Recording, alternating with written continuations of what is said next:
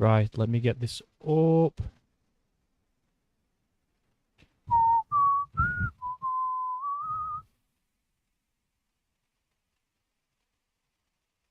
Let me see.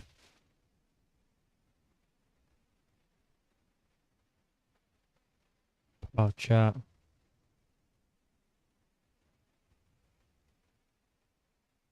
Right, there we go.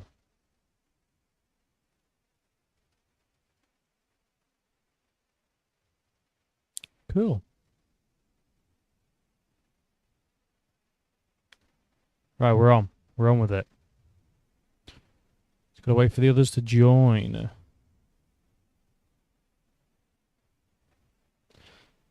Wait for the Hey. What's up, Bromo? How's it going, bro? I'm doing really good. Really good. Are you ready for this debate, bro? I've born ready. Born ready. Well, we gotta wait for Persian to join, but I hope he's not trying to duck, bro. I hope he's not trying to duck you. You know. Bro, Don't, it would be really sad. we, we, Really we, sad. we don't want that Because John the Jones type of energy, you know. kind of shit, yeah. Because this conversation needs to be had, bro. Oh, I mean, I, aw. I can't stand these guys pushing for like Ilya versus Volk, the rematch, bro. Is he? What was it? He saying he wants the rematch? What did it do? I Snuggy don't think crew. so, but Chilling. some people do. Hey, there he is. Right, some chat. Hello, everyone in the chat. What it do, Snuggy crew? Hey, man, chilling. You fucking know it, bro. You know I'm chilling. Oh, hello, Crow Cup. I'm not saying that guy's name. N-word, Yeah. but N-word balls. Is it confirmed, Ilya versus Makachev? Or it is not confirmed. Um, but it's probably going to happen. I would imagine. We're just waiting for one. We're waiting for Victor's opponent to join. Well, and then we can get into it. But what are your what's your kind of thought then about this whole thing? Like, does he deserve it? Do you think he's gonna? Obviously, I think you're on the side of that he wins. I think I would imagine. I think it's obvious that the fight should happen. And when the debate starts, I'm gonna give my points. But we are really on the verge of something incredible, you know? Both Isla and Ilya are extremely technical, extremely well rounded fighters on dominant win streaks with dominant performances, and we really need to see those guys fight. Oh yeah, yeah, I agree. My guess is that he's gonna say something along the lines of like, Ilya's resume is not like he's not done a lot at featherweight. He's only beat two. You know, he's beaten two guys, and to move up at that point, um, I don't think he deserves it. And he's not had and he's not fought a contender at lightweight. You know, I know it. Yeah, I'm prepared to respond to all oh, that. You know, nice, of course, nice, I've nice. anticipated those arguments, but I don't think he's gonna show up. I mean, Well, I mean, well, in fairness, I mean it's 1 minute. Someone let's see. someone put in the chat after being this late, he should do a Connor and go, sorry for being late. I don't give a fuck. Yeah, just This fucking is own it, man. disrespect, bro. I've been sitting here for 10 minutes. Tomorrow, smash. Smash, brother, smash. Well, yeah. Anyway, right. Well, until he joins, which I hope he does. Well, someone put you could make an argument he doesn't deserve to be champ status, but since he gave it up, he should be fine. Yeah, we'll get into it. In fact, I'm gonna put a little poll on just for the first topic. So, first topic is does Duporia deserve the title shot? And we can see what people think. Deserve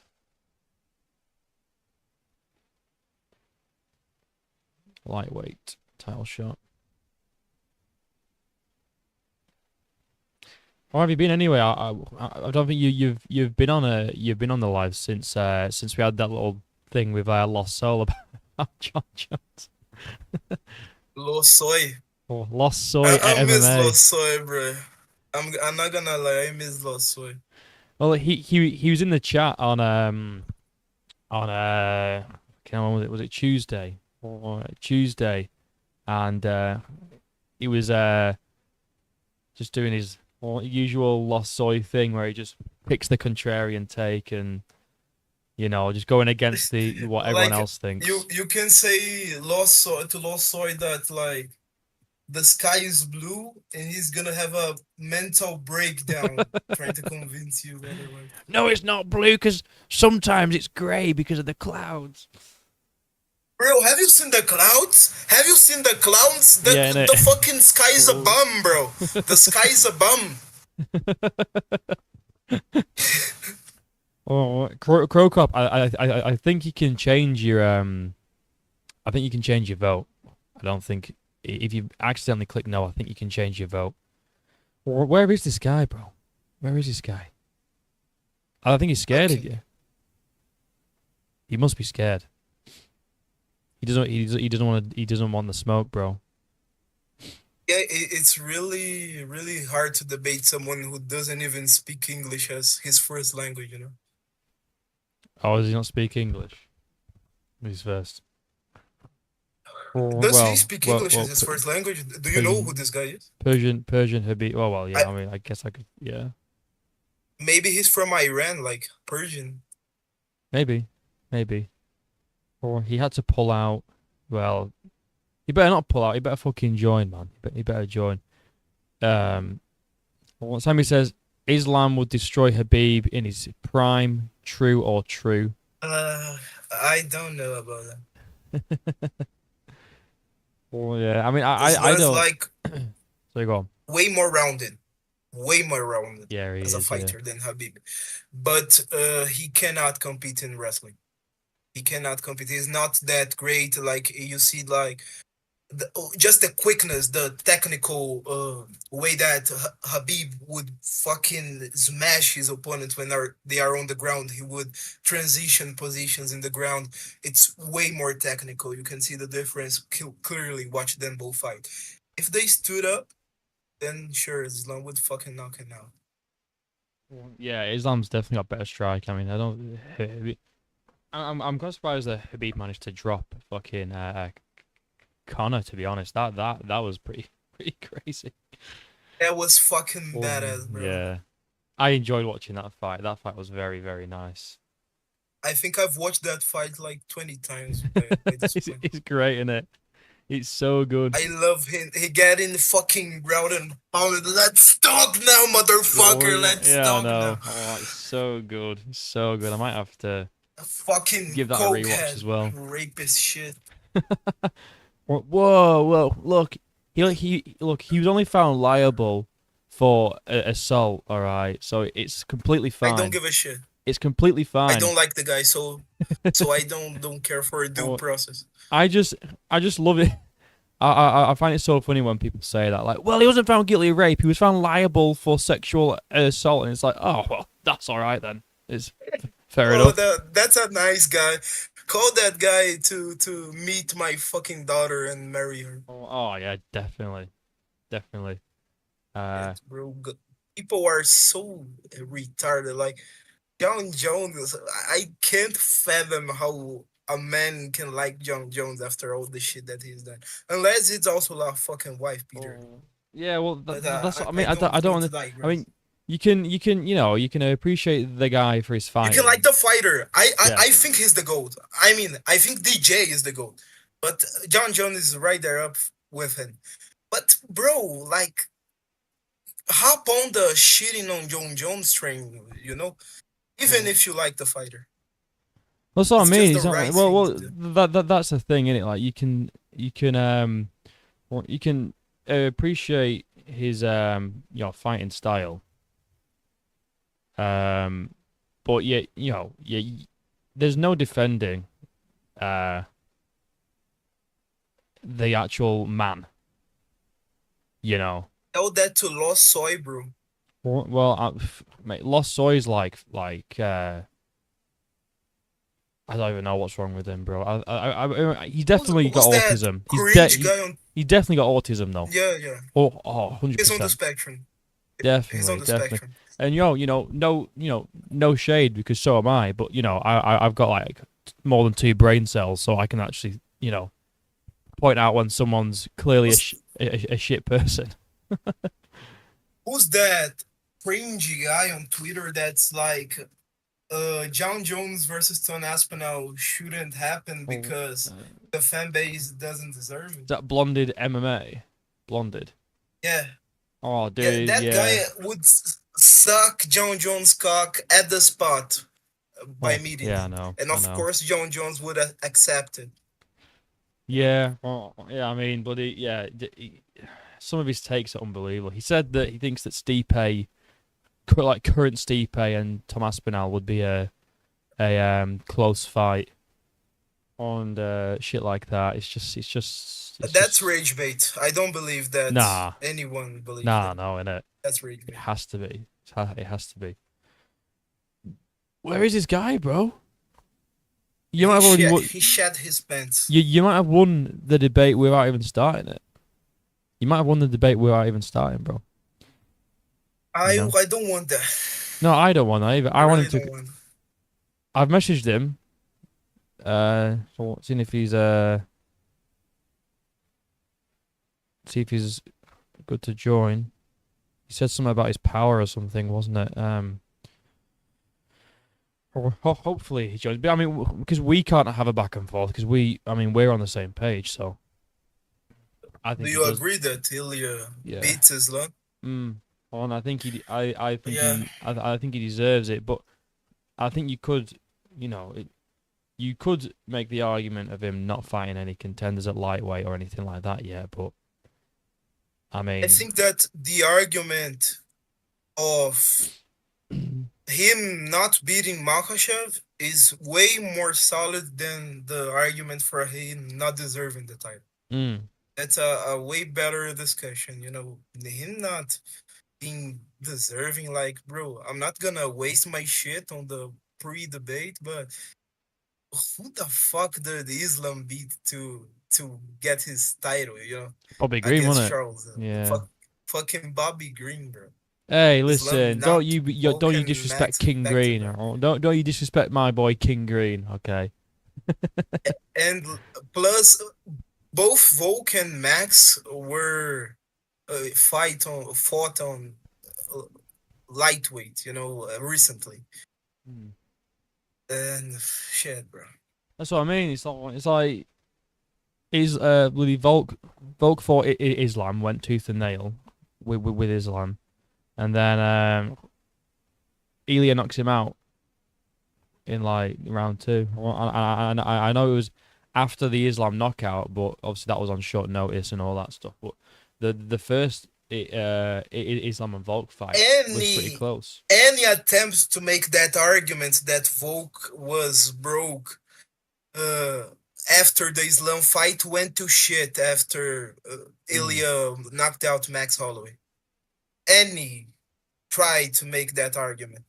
Max, he could knock out a guy that has never been knocked out before. Yeah, I You think know. he can't knock Yeah, out Volk? yeah, I know, It's innit? fucking aging. Well, the arguments that I see online about this, they talk about.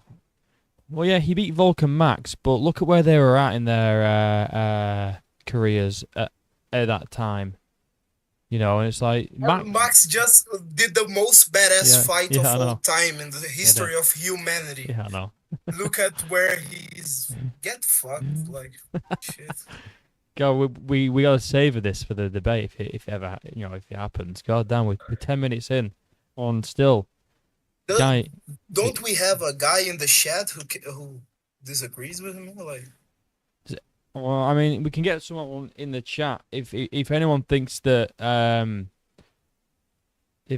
that Tuporia doesn't deserve it and that Islam beats Elia, then here we go. AJ McAnderson thinks that Islam head kicks Tuporia into the shadow realm. I Oh, could see that how does Ilya happening. beat Islam? I'm waiting. AJ McAnderson, if you would like to step in on short It's gonna notice, happen. you can be the Danny Ige. If you want to join this call, um, feel free to debate Victor. I'm just going to be like the moderator, and if Persian does join, we can do a 2v2. But A 2v1. We two can do a 2v1 for us. As far as I'm concerned, I know I'm in the right with this one. The truth shall prevail. oh, fair enough. Right, well, Mick Anderson, AJ Mick Anderson, if you want to join Discord, oh, that's my. Oh wait, hold on, I've got a message. Got a message from Persian. Give me 5 mins. Oh, he's gonna be coming in 5 minutes, It's guys. 5 minutes, and the debate is gonna start. Hell yeah! Here we go. All right, 5 minutes. In fact, I'm but gonna put so that I'm gonna put a little fucking 5 minute timer on here. There we go. Look at that. Timer's up. 5 minutes on the clock. So what we'll do, right? This is how it's gonna work, right? So first topic. Damn, I am at work right now. We'll get you on another one, AJ McAnderson. We'll get you on another debate in the future because I do want to do more debates. We've only done the one, and that was a while ago. So I would like to get some more going, if possible. So if and I anyone think wants that to, there's some space after the first moments of the debate for you to bring up like what people in the chat are saying, like if they disagree with me or Persian, so we can yeah, actually yeah, cover yeah. all So the what I'm points. thinking, right, is to start off with, I'll give you at most 5 minutes. Give like an opening thoughts and feelings about the topic, and then we'll go for about that'll be, and then we'll try and go for about in between half an hour and 45 per topic ish, and then after the first topic, we'll read some chats, and then we'll go on to the next one, and we'll just see how it goes. But yeah, we'll make some time at the end of each topic to go through some chats and see what people are saying, see if they agree with you or disagree or you know whatever. But yeah, we'll get the chat involved. So I'm basically just going to be moderating, which essentially means I'm going to sit here and do nothing, unless it gets heated or it, like derails. To be honest, I don't think it will because Lost Soul's not here, so it should be okay. But yeah, I'm just gonna just kind of sit. I'll read some chats and get some decent chats saved ready. And then yeah, we'll do it like that.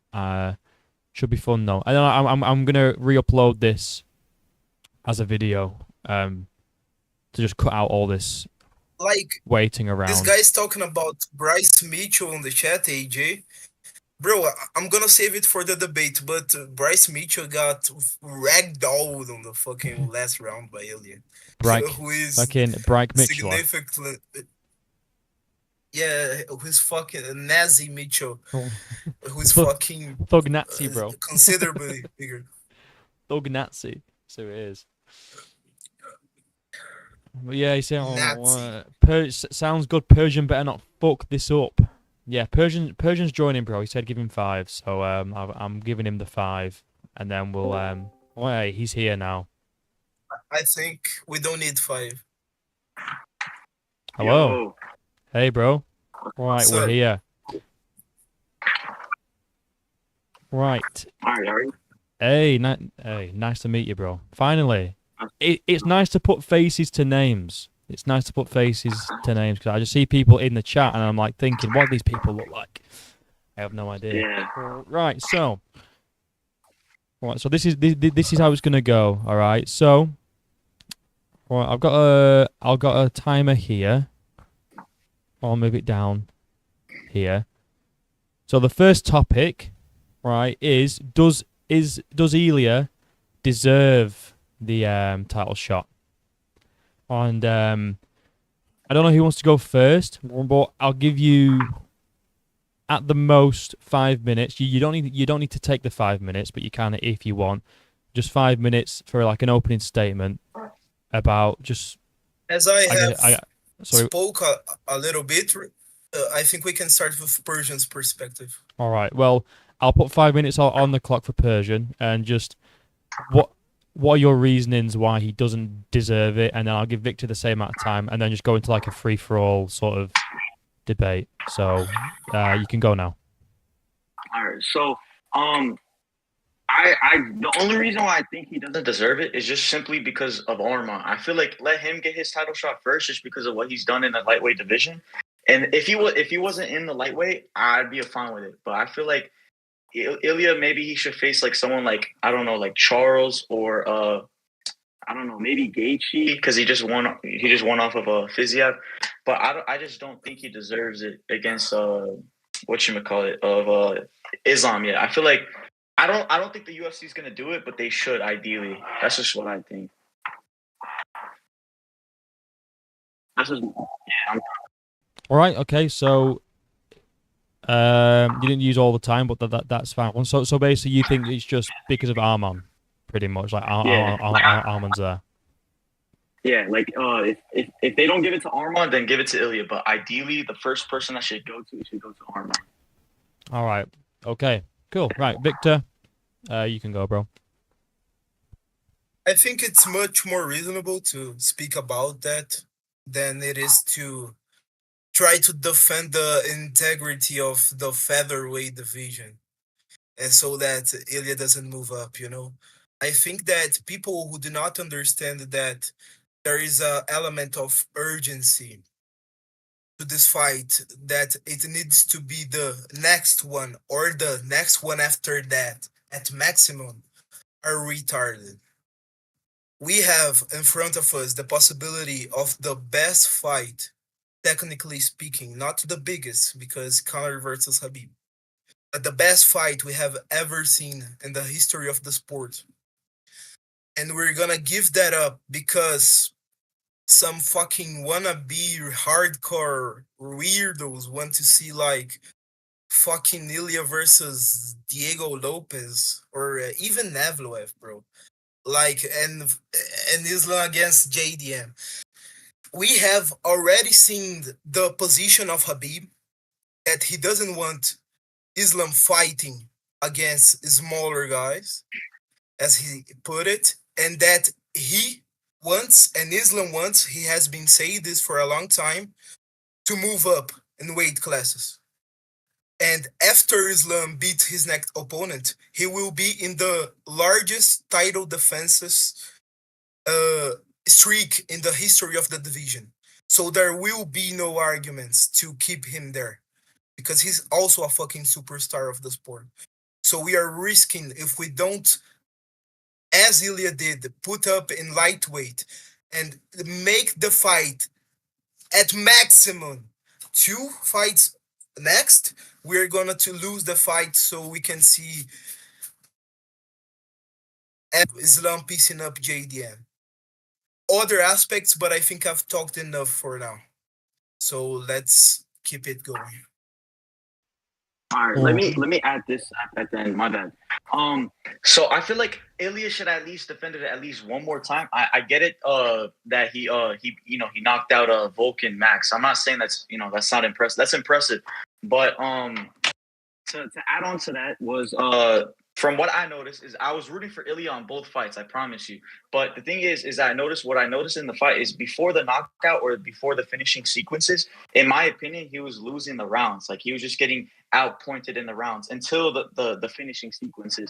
But the thing is that I think he should have at least fought Movzar or Diego, either one of them at least once, and then he could have just went to lightweight. I just don't understand how you would be okay with relinquishing his featherweight title. But I heard from Instagram or something is that Dana White, he's not going to allow a reigning champion to go to another division while holding the other division's belt, which is kind of stupid. But I don't know. I just feel like maybe if Ilya fought Mom, I feel like he should have fought Mozart before he went up. But it is what it is. I think I'm I rooting for Lopez against Volk, and then Lopez should fight Malzar.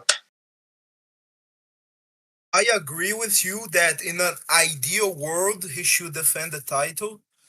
But as I said, we have to wait, like especially if he fights again at featherweight.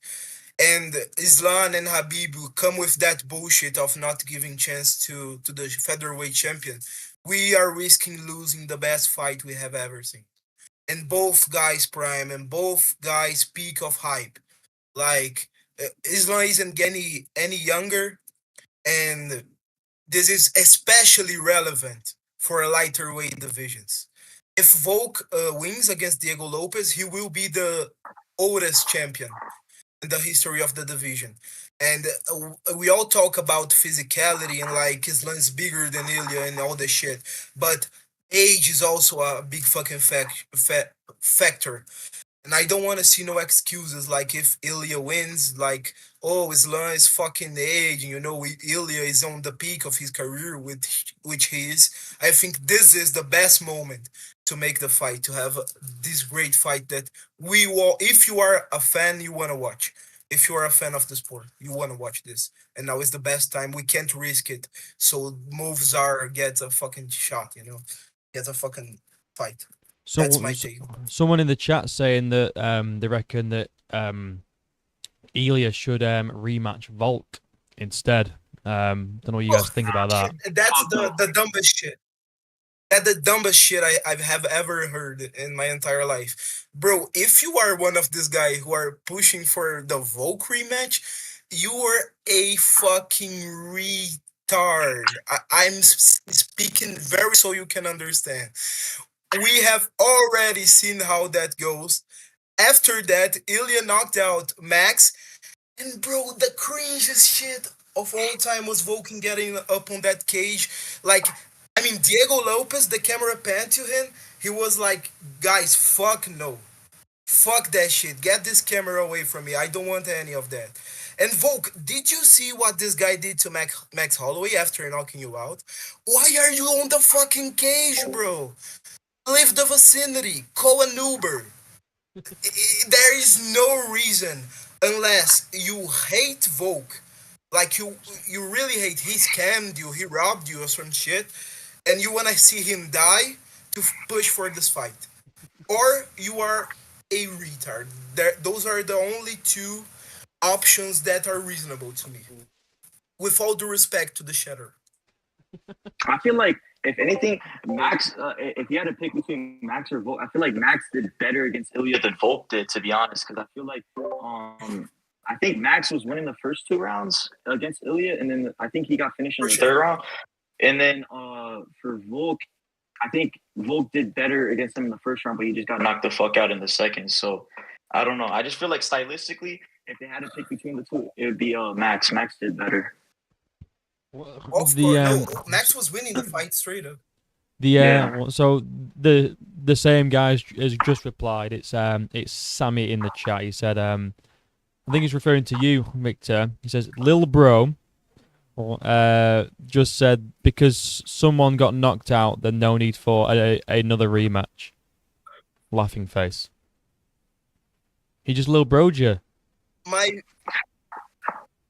I'm a Lil Bro. I'm okay with that. My friend, you just gotta have the logic on your side. I don't know if you do have the logic on your side. You just gotta fucking connect the dots, man. He knocked out Max Holloway, who had never been knocked out before in his entire career. He's maybe the best boxer on the UFC in history before Ilya, in my opinion.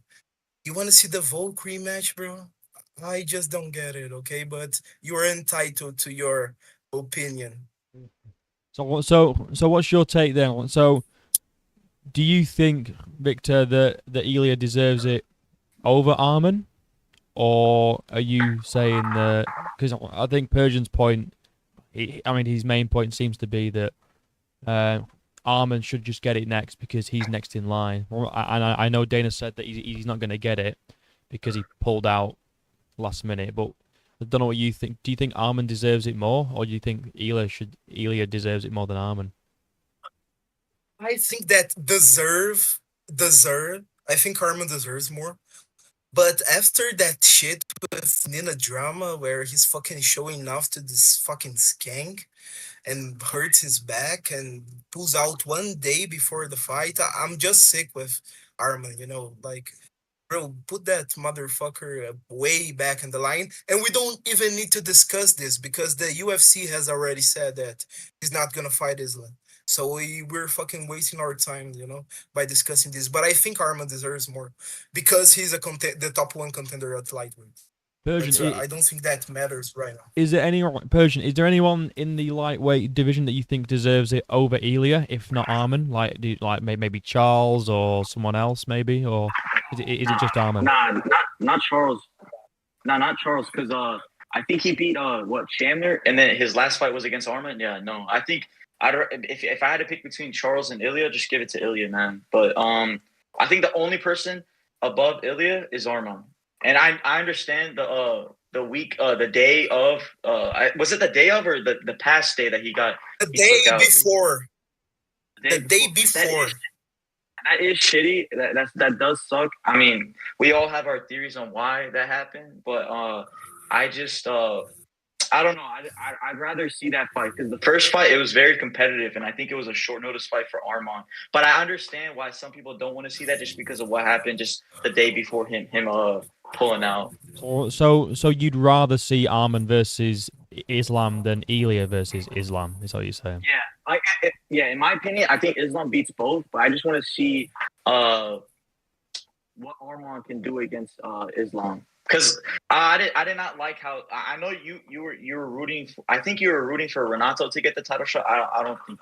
I think they should have just gave it to someone else. Maybe Fiziev, because I know he didn't have his fight scheduled against Gaethje, but I just think Renato he was not going to do anything. And I think, bro, this dude Lasso said he was going to pick Renato against is. Are you serious? You're joking. There's no way. Come on, bro. He's just a contrarian, bro. Like he just has those takes that I think what he is he just wants to have like the opposite take to try and be a little bit different and like controversial and try and get reactions from that. We're talking about Lasso. Yeah. I mean, I don't think he. Go ahead. I don't think Lasso has to do a lot of effort to be a little bit different. I think he's already got that. Well, I fucking challenged him. I fucking challenged him on my last live to a joint fight companion for the Tom Aspinall versus John Jones fight, and loser shaves their head, and he fucking said, lions don't make pacts with men or something like that, and I was like, you fucking coward, bro. I think his take with John Jones and Stipe is way more like that's way more acceptable than fucking Renato versus Islam. Are you serious? That's that's 99% people know Islam's gonna beat Renato, but Jones and Stipe are not Jones and Aspinall. That could be up for discussion in my opinion. Yeah. Renato, by the way, is pushing for a fight with Islam on his YouTube channel. You guys don't speak Portuguese, but like Ilya mentioned him like it's easy when you're fucking Moicano or some press conference. He said that, and then Renato said that he was looking to fight him. And then, bro, who the fuck? What? I'm sorry, you are Moicano wants to fight Ilya? Patriot of mine, but shut the fuck up. Yeah, he wants to fight Ilya. He's pushing for it on his channel. That's a bad matchup. Right. Anyway. Right. So but let's. It's in Portuguese. So it sounds like you both kind of agree but disagree at the same time. You both kind of agree that Arman deserves it, but I think Victor would just rather see Ilya instead of Arman. Is that right? Much more, and as I see, there is no big disagreement here. I don't think we will get to the point. I'm gonna say on the aspect of deservance. I don't know if that's the word. If he deserves it or not, guys, you gotta remember. Islam Makhachev got his title fighting Charles Oliveira and got there by beating the mighty Bobby Green. As Ilya is now on a streak of KOing Volkanovski and Max Holloway back to back, which are both the GOATs of the division. and both of those guys have recently fought at lightweight. So, Not only that, but bro, Max knocked out the number 3 lightweight in the world. So, you know, that's crazy. exactly, Oh, coming from one of the best fights. and now Gaethje's calling for a title shot after beating uh Yeah, Fiziev, which is crazy to Gaethje me. does not deserve that. Oh, nah. Right, well, I think we should get on to the topic where you both will disagree, which is who wins this fight, Ilya or Islam? I'll just let you guys just go at it because I'm sure that you both just want to kind of get into it. So either one of you can start. I'll just kind of hang back and listen and read some chats. Go ahead, Persian. All right. Okay. So I understand. Like, I picked I picked Umar to beat Marab, and I understand it didn't go his way, but I'm still sticking with it. If they run it back, I'm always gonna pick Umar. I don't know why. I tend to go for the Dagestanis. It's not because I feel like their fighting style is the best, like watching wise. It's just I feel like it's hard to beat. And but regarding the Islam and Ilya, so people were quick to judge to say that Islam had a bad performance against Poirier, but I don't know if you guys noticed, but I think he had a staph infection in his arm or leg or somewhere.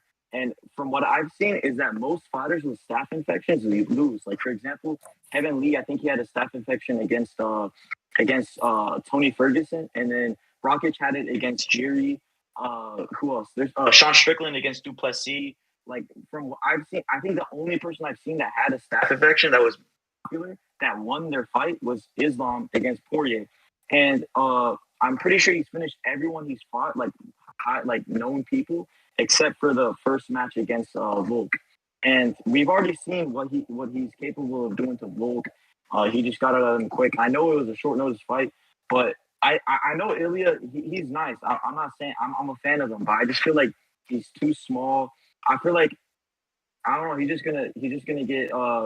He's not gonna get finished like one in the first 2 rounds. I don't think that. I think he's possibly gonna get finished in the later rounds or by decision.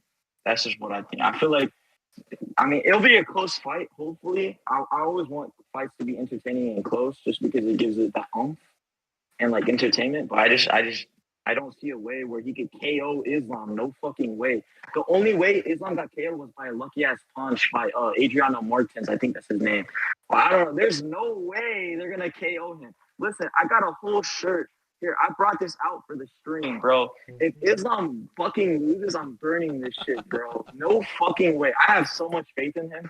He's so good, bro. Ilya's good too. I just feel like, personally, if he were to go up against Lopez, I think that would be a really good match. I have Ilya winning that, but I truly think if he went against Malza, I think he might lose.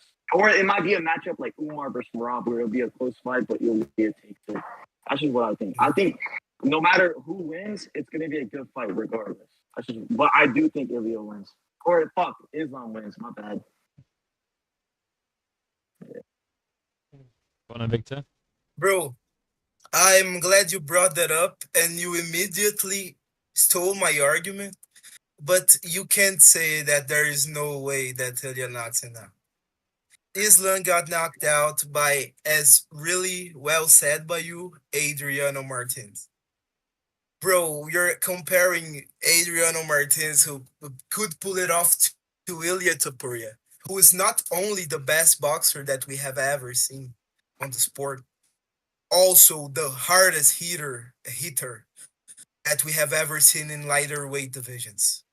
Like, especially in lightweight, we can remember the only fight that Ilya had against Jai Herbert. He sent that motherfucker to the shadow realm, bro. It was a brutal, vicious KO.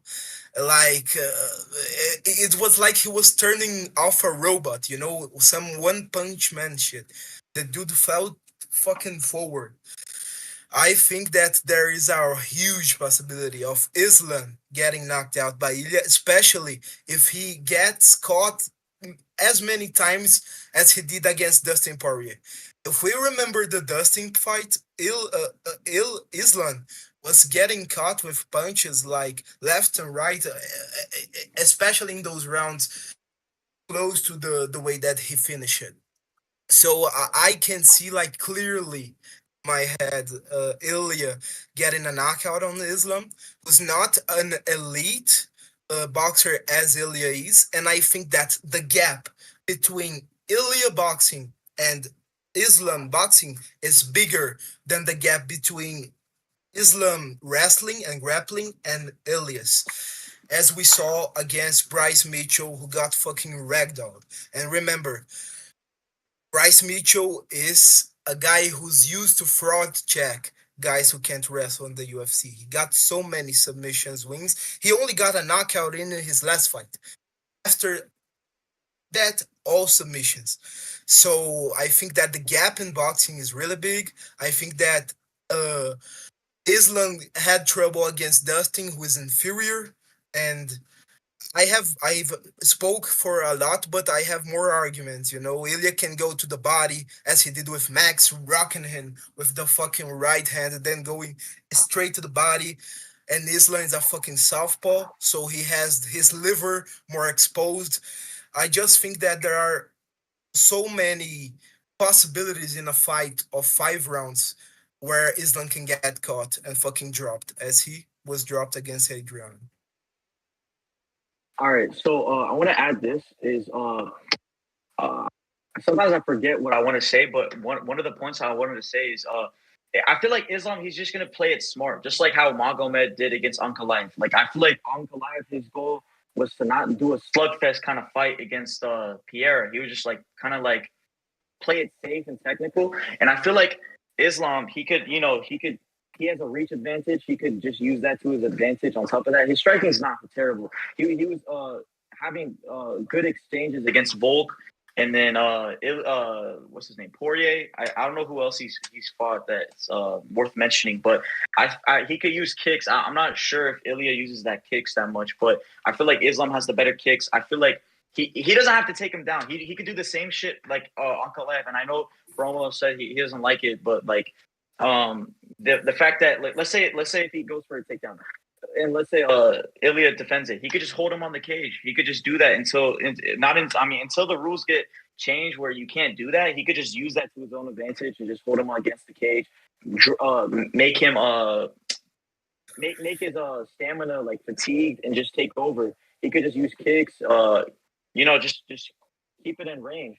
I feel like the only way, sure, I might have said no way, but the only way I could see Ilya winning is by landing a fucking knockout. He can't. I don't see him at all 100% not winning by decision or submission. I feel like submission. If it's gonna go to submission or a decision, it's gonna go to Islam all the way. And I know Ilya is a good grappler, but I don't think he uses that much. I think the last time he used it was against Josh Emmett, and like I don't even remember how that fight really went because it was pure domination.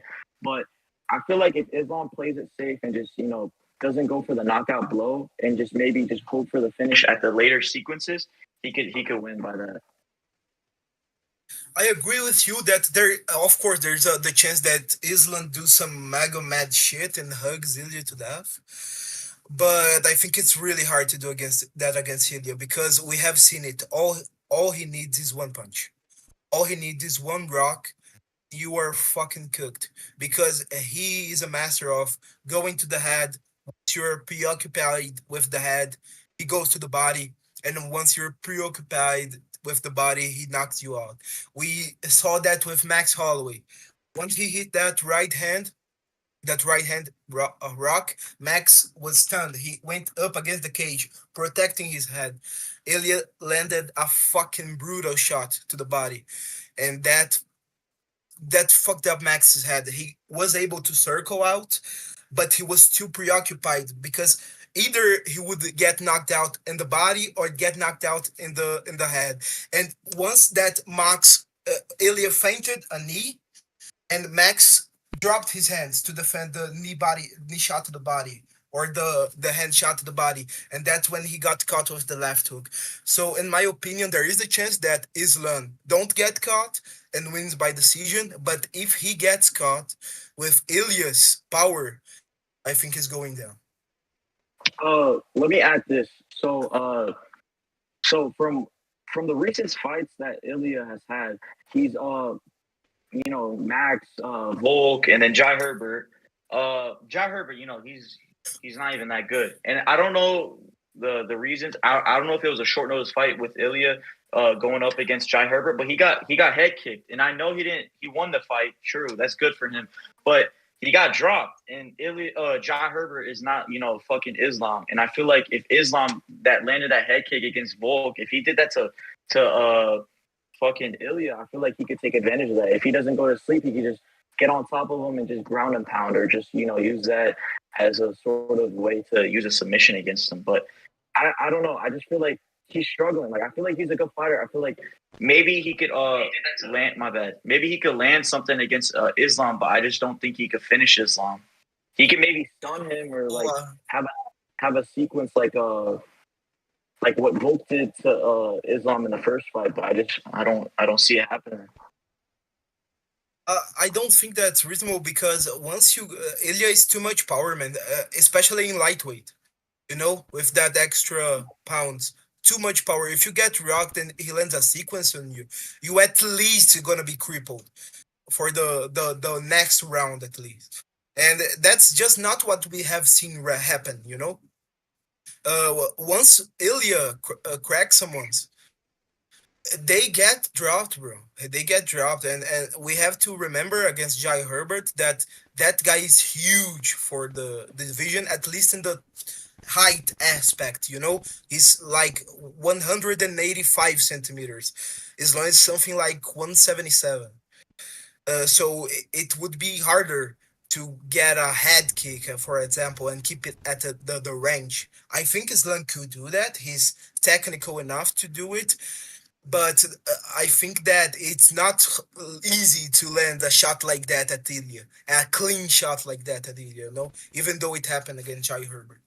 And with the extra power, if Islam gets caught, that's big problem, bro. Big problem for him.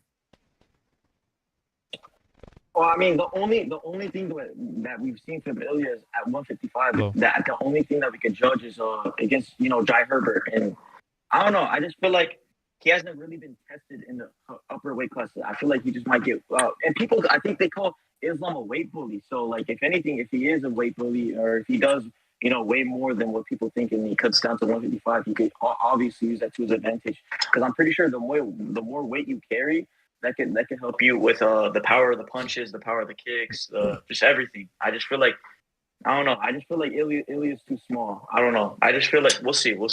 I guess we'll see. Hopefully that fight does happen. Ilya is pretty small for lightweight, but he also got a factor comparable to Islam, where he's way lighter in the weightings at featherweight than he's at the fights. I saw a card that, like, from the UFC that measured the fighters on the weighting and on the day of the fight, and Ilya got like the percentage of growth compared to the weighting. Ilya's was bigger than Islam. Of course, Islam's bigger, and of course, it's more a big factor to be able to put more weight if you are already at the cap of lightweight. But especially because Ilya is younger, I don't think it will be like a fucking dog walk situation, where it's like completely overpowers Ilya, who is really strong also. I just want to bring up We've as seen well. against Jai Herbert. So, John, a couple of people in the chat, as well as you, Persian, have brought up Jai Herbert. He got dropped by Jai Herbert, and he was holding on for his legs for dear life. And then another member of the chat, Crowcart, said, yeah, he got dropped, but just like Islam evolved, Ilya did. So it's like, Islam got actually TKO'd. And yeah, Ilya may have got dropped, but I mean, he didn't get TKO'd. I guess that could be a point. But if we're gonna bring up people getting dropped by cans, I mean, it happened to Islam too, and now he's like the GOAT of lightweight. But to counter you, Persian, some people are saying, Max was eating clean punches from Ilya for most of the fight. You're overrating his power. Well, Overrating who? what's that? Sorry. Oh, he said overrating who? Who am I overrating? Victor is overrating Ilya's power because Max was eating clean punches for most of the fight, according to Bro, it's Wolf Max Fuel. Holloway, bro. He can eat punches, you know. Ilya was the only one to knock Max out. Who the fuck you're speaking about, bro? He hits harder than anyone we have ever seen in the lighter weight divisions. I don't think that the majority of the people in the chat or even here argues with that. Like it's fucking Max Holloway, the granite chin. Of course he can take some shots, but he couldn't take them for long. Yeah. So I don't know who said it, but in the comments, how you brought up the fact that he whatchamacallit, how Islam got knocked the fuck out, and then Ilya got dropped. Well, the thing is that they did both evolve. I'm not saying that they didn't. It's just the fact that I think Islam, it happened in 2015, and the Jai Herbert versus Ilya, I think it happened like, I don't know, maybe 2021 and 2022. So I feel like Islam has had more time to improve than Ilya, and I'm not saying Ilya's bad. I promise you, I'm not. I feel like, I don't know. I feel like he just loses. I just feel like Islam had way more time to evolve. That's like 10 years almost. Like since 2015, I think the knockout happened in 2015, and Ilya got dropped in like 2021, and that's against. Wait, never mind. But like Jai Herbert's ass, and like so is Adriano Martinez. But still, I just feel like other than that, Islam's too big. He could strike with him. And then if he wants to mix it up, just exactly like Magomed, maybe he could do it like way more impressive and way more entertaining. But I just feel it's going to be like a Magomed versus Piera. And I was honestly shocked talking about that fight. I thought Magomed would have at least took him down a couple of times. I'm impressed by Alex. I thought, because I saw his fight against Izzy, and then he got taken down for a whole round. And I understand that fighters can improve, but I feel like it takes time to like work on something like that. Because, for example, this motherfucker Yair Rodriguez, I used to be a fan of him. He fought against Max Holloway. I don't know if you saw that fight. He was winning the fight until Max started to fucking take him down. And then I expected him. I think he discussed something about focusing on his takedown defense. And then you saw what happened against fucking not even Volk, because Volk's good, but like Brian Ortega. Like, how are you gonna let him take you down, bro? He's like kind of on the downfall right now, and he just got he was winning on the fucking feet. He stunned Ortega. Ortega survived, and I think the next round he just got submitted. Like, bro, that dude, if he worked on his takedown defense, dude, that guy would be nice. But I don't know. I just feel like he got into MMA way too late, bro. He was the oldest champion in UFC, older than John Jones. And he got in the sport like 4 years ago. It was pretty impressive what he could do against Magomed. I'm really, really sad. I'm Brazilian, if you guys don't know. Yeah. I really love Poatan, and I was really sad about that fight because Hank actually fought like a man and beat him fair and square. I mean, it was fair and square, but beat him like a man, I wouldn't give a shit, but the way that it happened, like, that was so fucking frustrating. I agree, yeah. Shit. Well, yeah, I mean, if you're going to beat him in the grappling, I mean, at least take him down and do some damage, like, Yeah. If he submitted Alex, I wouldn't be at all, like, as triggered as I am about that fight. I mean, in his defense, though, I'm pretty sure for the majority of the first 3 rounds, it was all standing thing. And then I don't really remember how the fifth round happened, but I understand the 4th round was all just hugging. But like, I mean, I don't know if it's because I'm not upset about that. It's just because I was rooting for the fighter to win. I feel like maybe if it was like roles reversed, I would be frustrated. But I don't know. That's just how I look at it. Like, I had money on fucking Jan beating Marab, and bro, he just got fucking outworked. Oh my, that shit pissed me off. Like, oh, bro, I heard he defended like 20 takedowns, and he just kept going after and after and after. Like, that's crazy. I'm not even a fan of Marab. I used to be a fan of him up until the point against his Aldo fight. But I think after I picked Cejudo to win, and then I picked him against O'Malley because I don't like O'Malley. But then I picked Umar. I don't like him, but I feel like, dude, his resume is stacked, bro. I think he has a win over Cejudo, O'Malley, Umar, he has some other way more people that Aldo, Marias, bro. I feel like he could be maybe bantamweight weight goal if he could beat Umar if they fight again. He's really good.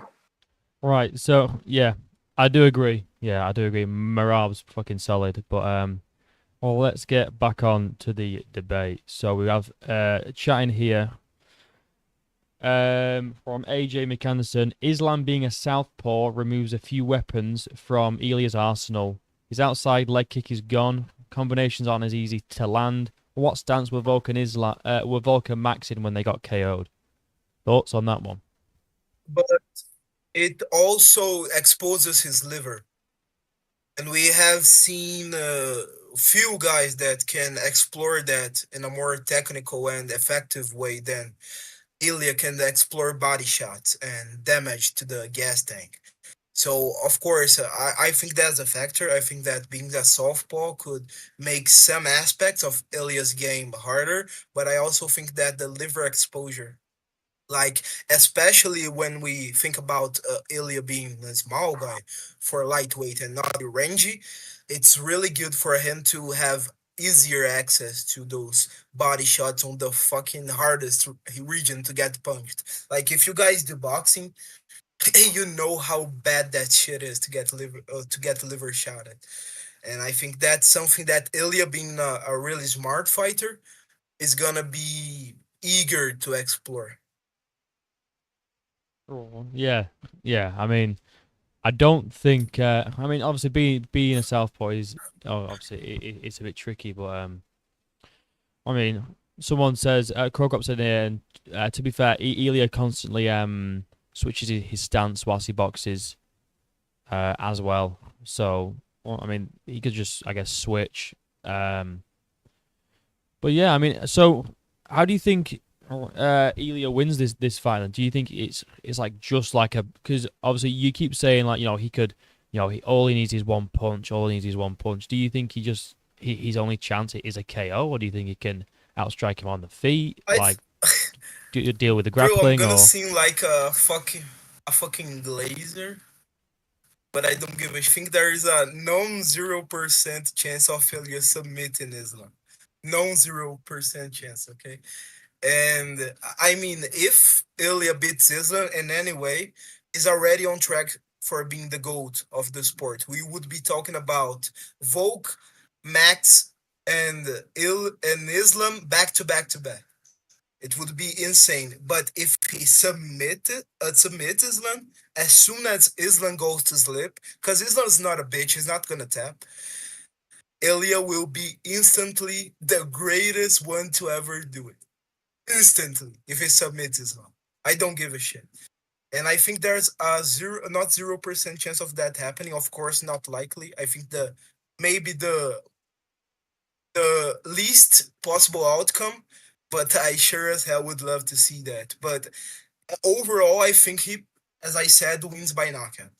Knockout in the first, the third, the fourth round. Too much power, too much technical boxing. Like the fight against Josh Emmett, bro, it's so beautiful to see this fucking guy box. Like combinations that we don't even see in professional boxing. Like unless like with guys from the lighter divisions, like monsters like Onaya Inoue, I think is the best boxer in the world, close to Alexander Usyk. Like some beautiful shit, like some technical, efficient combinations with like straight hands, uppercuts. He's really good at that shit, and that's why I like Ilya. Even though he knocked out Max Holloway, it was sad for me to see that shit as fuck as much as it was for the next guy. But you just gotta appreciate how entertaining this guy is and how good he's at boxing, even though his base is fucking wrestling and jiu-jitsu. That's insane. Insane for me.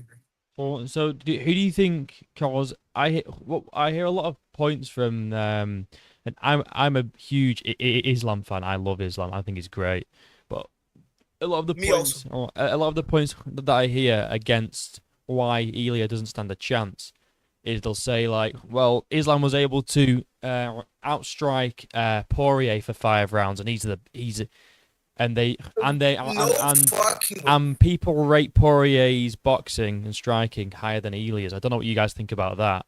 If who's a better striker out of Elia and Dustin, and does that, does Islam's performance against Dustin, is that kind of like what's going to happen against Elia maybe? I can go prison. All right, I think that that performance that Islam had against Dustin, I'm fine with it. I know it's not clean and it's not like dominant, but I'm just going off the fact that he had a staph infection from what I've heard and from what the pictures I've seen, and he managed to win. I feel like I mentioned earlier, most fighters with staph infections, I've never heard someone that has had a staph infection that could win the fight. And I know I think he started bleeding. I think that's the first time and the only time he's been bled in that in a fight before. I don't know if he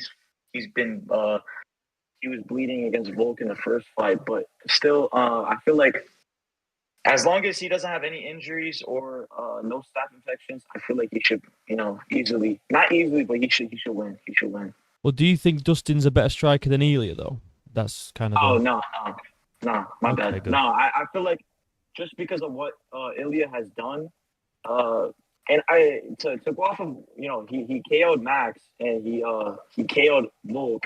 And here's the thing with Volk, I feel like maybe the reason why he was able to KO Volk was because of the fact that Volk came quickly against Islam, and maybe since Volk is kind of maybe on a downfall, we don't know yet because he has to fight a couple times, but I feel like maybe Volk could be on the downfall. That's why I'm picking him against Lopez. And maybe the fact that Islam KO'd Volk is the reason why Ilya was able to capitalize on that. And the fact that Volk didn't really sit out and let him, let his body rejuvenate. I feel like maybe that's the reason why Ilya was able to KO him.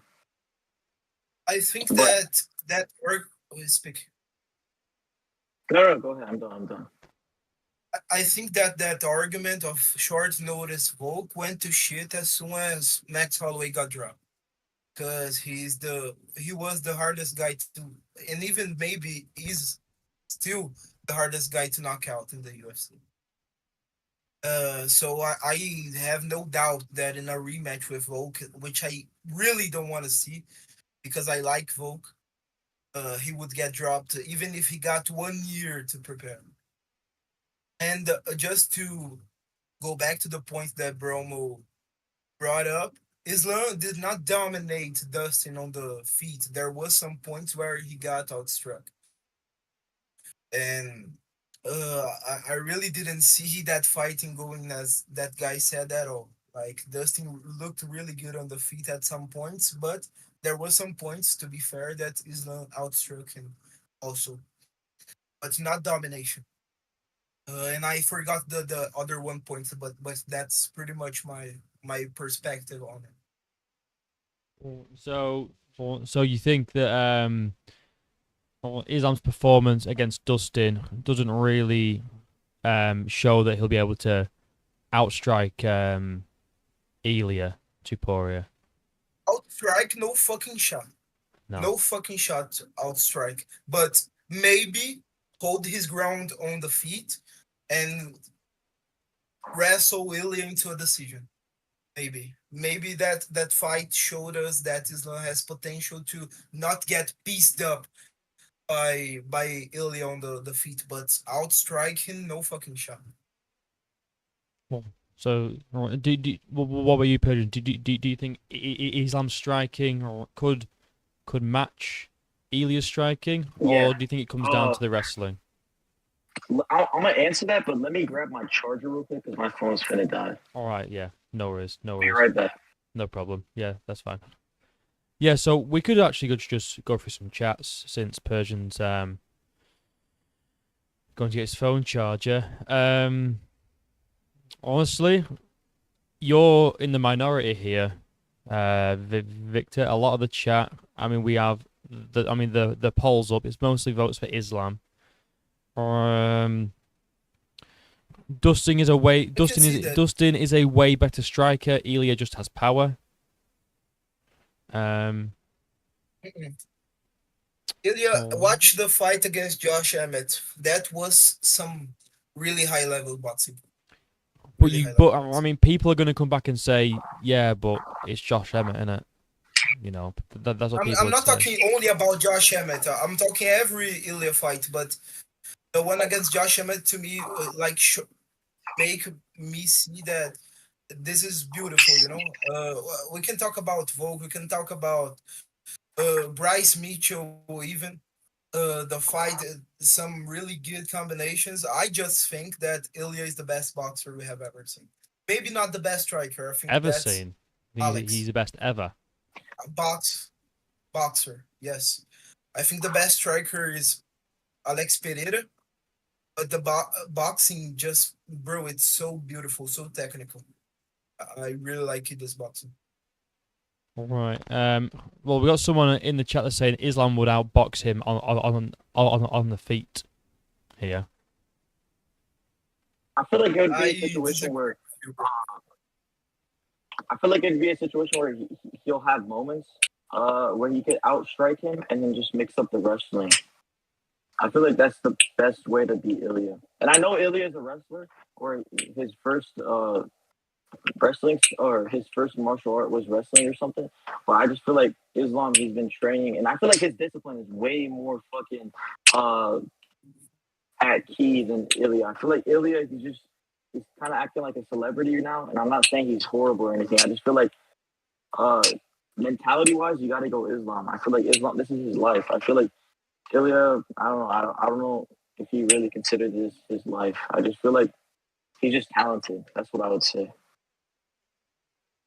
I think it's both, man. You can't like do what he's done without extreme discipline. Like the biggest factor for me is he saying that he's gonna knock Max out and doing like being fucking sure that he can also submit Islam, even though I think that unlikely. I cannot say that there's 0% of that happening because Ilya is someone who walks the walk when he talks the talk, and you cannot like make these allegations if you are and back up on them if you are not training really hard, if you're not really disciplined. And of course there's talent, but I would agree with you that Islam is have better mentality because he's a fucking Dagestani. This motherfucker is training the snow. But I think that Ilya is not like some fucking celebrity wannabe who's not disciplined enough to take a guy like Islam. I, I might have rephrased that bad. I'm not saying he's not disciplined. I'm just saying comparing his discipline from what I've seen to Islam. I feel like Islam, like I said, I feel like he considers this his life. He does it every day. I don't know how he lives his life, but just the vibes I get from him is that he does this every day. He just trains every day. This is his life. And Ilya, I'm not saying he's disciplined, but just compared to Islam, I feel like it's a way different thing, like mentality wise. I think both the guys have that mentality, and that's why I consider it to be the best fight in history. Two guys who are extremely talented, extremely good mindset, I ain't afraid of anybody, extremely technical, beautiful to see fighting, going up against each other on their primes, on the high point of their win streaks. It's really, really exciting. To bring up the point where my bad, Brahma, where you said I was gonna answer the question and then I went to go get my charger. So I do think that fight it showed. I don't know. I just feel like you can judge it, but you can at the same time just because the staph infection. And I feel like hypothetically, if the staph infection wasn't existing, I feel like Islam would have been able to outstrike. He would have been not even outstriking. He would have been able to do better than what he did. And I feel like he was able to stand with him. I don't think he really wrestled in that fight until this finishing sequence. But the fact that he wasn't leaning on wrestling, was he or no? He did wrestle, if I'm not mistaken, at the second round.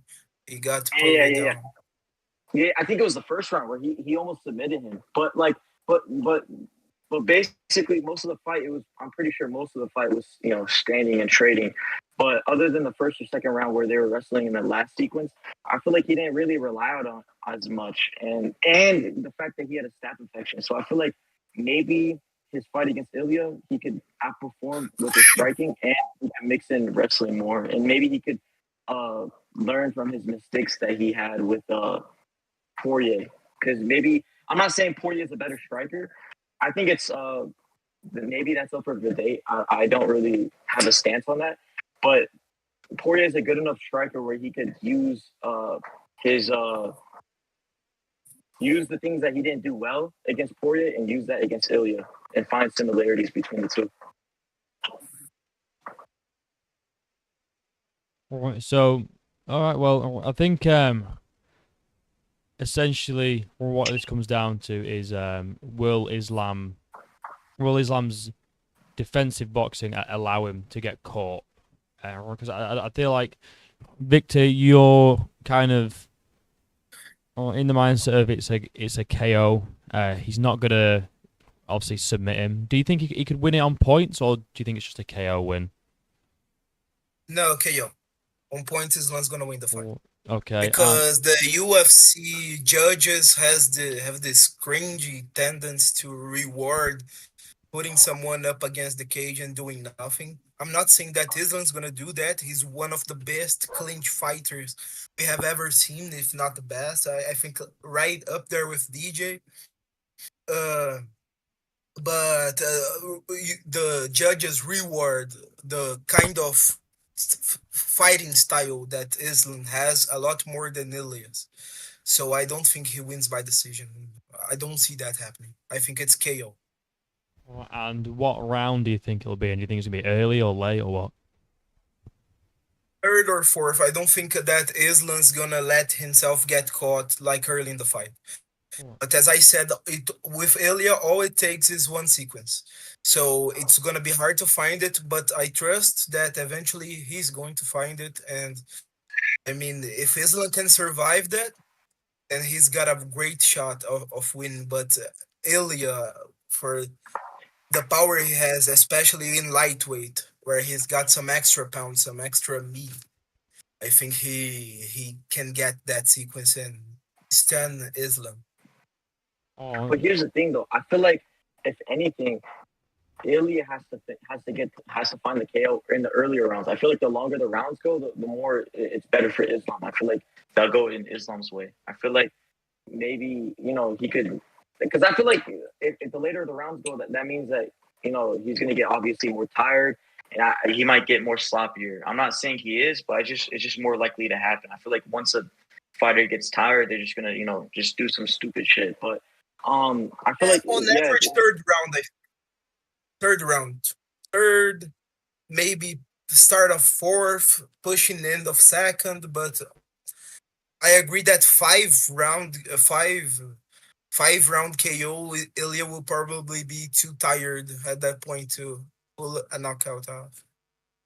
And the thing is, well, I got two things to say. How are we gonna have an Ilya versus Islam debate if we don't have Ilya Glazer? Tell his ass to get in here now, bro.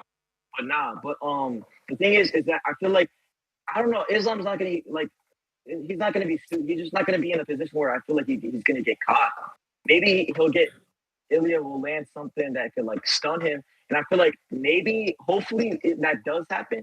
Just because I don't know if y'all saw the fight where Romero versus Izzy, where Romero he landed a really nice overhand, and then the rest of the fight Izzy kept on running around. So maybe a situation like that happens where fucking Ilya lands something that makes Islam stay on top of his shit and just not be in a position where he gets caught.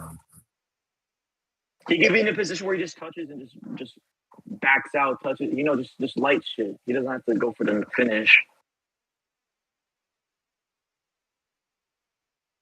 Yeah. So bloody hell. AJ Mick Anderson, great debate, everyone. Have a surgery to perform in 30. Catch you all later. Fucking hell. good luck with Yo, that. bro, God Jesus. bless you. Yeah. God bless you. May he be Well, with you on the surgery, bro. gee, Louise, man. Yeah. Yeah. I hope it goes well, brother. Nice to see you. Well, yeah. Anyway, so how do you think it goes on Persian? Are you thinking submission, decision? What's your final verdict on this I fight? honestly think uh any option, to be honest. I feel like honestly anything. I feel like decision it could go him. KO, maybe that's the worst option between all the three, but I feel like the one, but like at the same time, I feel like Islam has been on a finishing streak, so that's why maybe I could see him doing anything he wants. But I feel like I don't. If I had to pick between submission and finish, I feel like maybe he could TKO him. I'm not gonna say KO, but I feel like maybe ground and pound or just I don't know. And also, people don't want to look at it, but like also there could be fucking doctor stoppages or disqualification that could happen, and I don't know, or a draw could happen, but I don't know. I feel like there's not going to be a draw. Hopefully, there's not a doctor stoppage, but I feel like Islam he could do anything. He could do decision, he could do submission, or he could do KO or TKO. Oh, fair enough. All right, I let's think see. that on the range of Islam, I agree that on the range of the ways that Islam could beat Ilya, uh, any of the alternatives could be valid. But I think that the percentage of times in which Ilya beats Islam is greater than the other thing happened.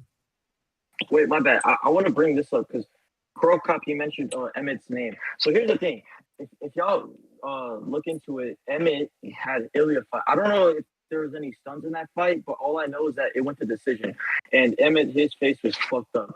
But the thing is that Emmett that was a featherweight fight. Now, if you look at his fight against Michael Johnson, or I don't know, I don't know if it was Michael Johnson, but I know he had a fight against no, he KO'd Michael Johnson, I think. But he had a fight against Jeremy Stevens, and I know he's powerful, but the fact that Jeremy Stevens, who, wasn't possibly going to be a champion, or I don't know what his ranking was, but I don't think he would have been top 5 ever in his division.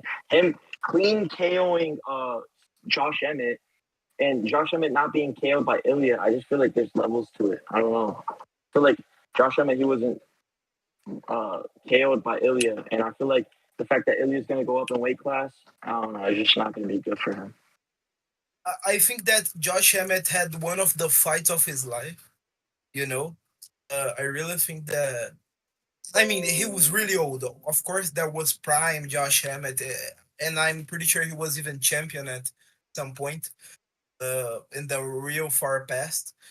But it was complete domination, even though at a really good performance by Josh Emmett, which is not the biggest parameter, but complete technical domination by Ilya.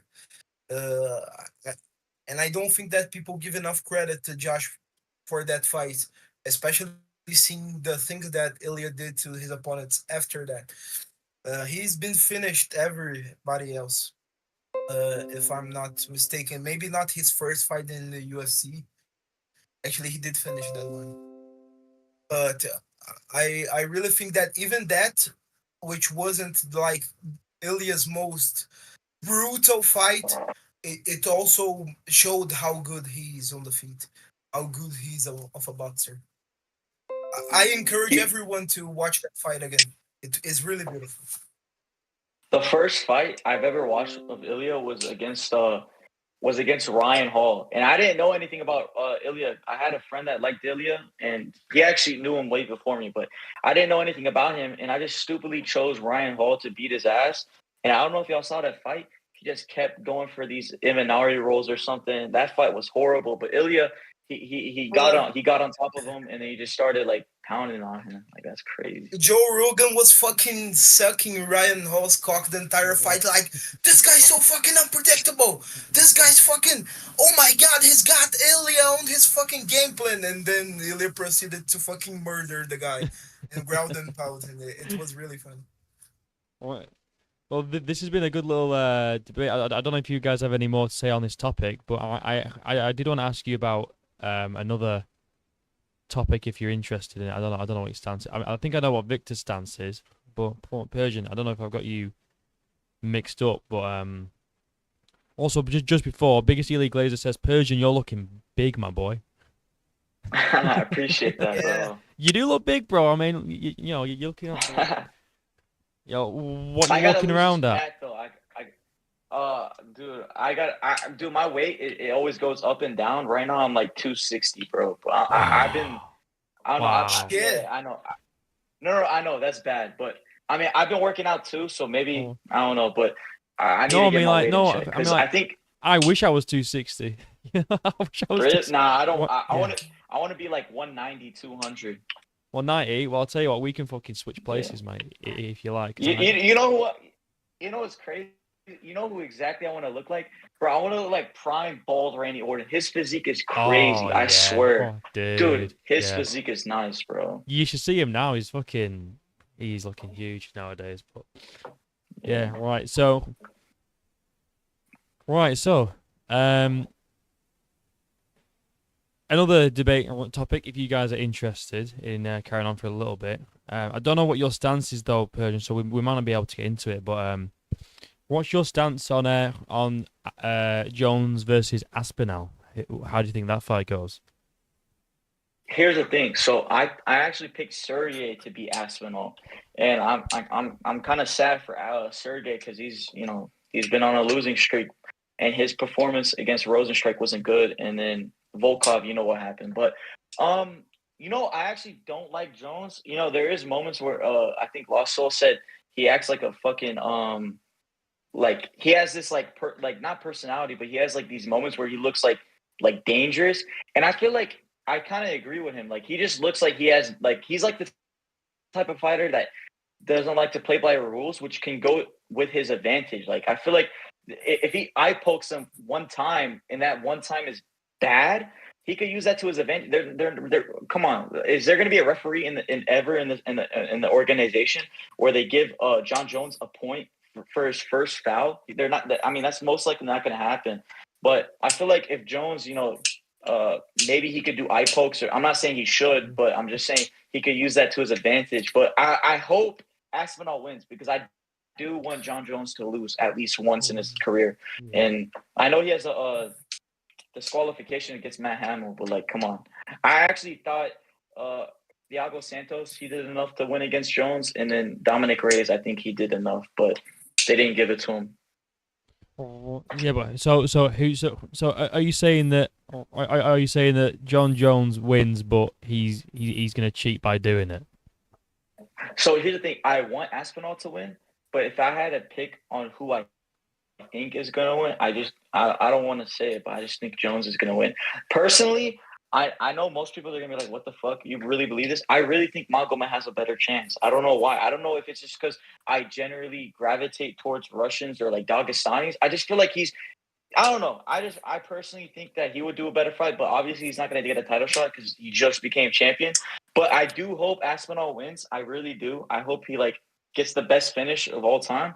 But I don't know. I don't know. I can't. I don't want to go against Jones. But if I had to put my money, I'm going Jones. If I had to pick through my heart, I got to go with Aspinall. Victor, He's respectable. I like his attitude. Yeah. He's a very humble guy. Victor, what do you reckon? Jones wins. Jones wins. John will fucking want chew him to death. That's pretty much it. I think that John Jones has fought all his career with the height, weight, and range advantage. All his career. I didn't even think he would accept this fight. As we have heard recently, it seems like he will, especially after Poatan losing the title. But I got torn because I think that his boxing is efficient, is fucking brutal, and I mean it's really really similar when we talk about odds and how the fight is gonna go to Islam and Ilya. Not how the fight is gonna go because heavyweight things are just much more. What's the speed of the fight is really greater, and you cannot afford to get hit as many times. But I think that John has the clear grappling advantage, even though his base is jiu-jitsu. I think he could get in trouble with those fucking spinning back kicks from John Jones. The ground game. If the fight goes to the ground, is Jones. But I like Tone's chances to knock Jones out, and I think and I hope that happens. I really hope because I really dislike John Jones. So how would you Persian how would you think Jones wins? Does he win via like does he go the full five, or does he submit him, or ground and pound, or what's the deal? Or I mean, from what I've seen of Tom Aspinall, I haven't seen him really get tested, but I have seen him, constantly KOing people. I don't know if he has any submissions in the UFC, but he submitted I feel like he submitted Volkov. oh yeah. His ground game isn't that bad, no. He did a Kimura, right? A Kimura lock.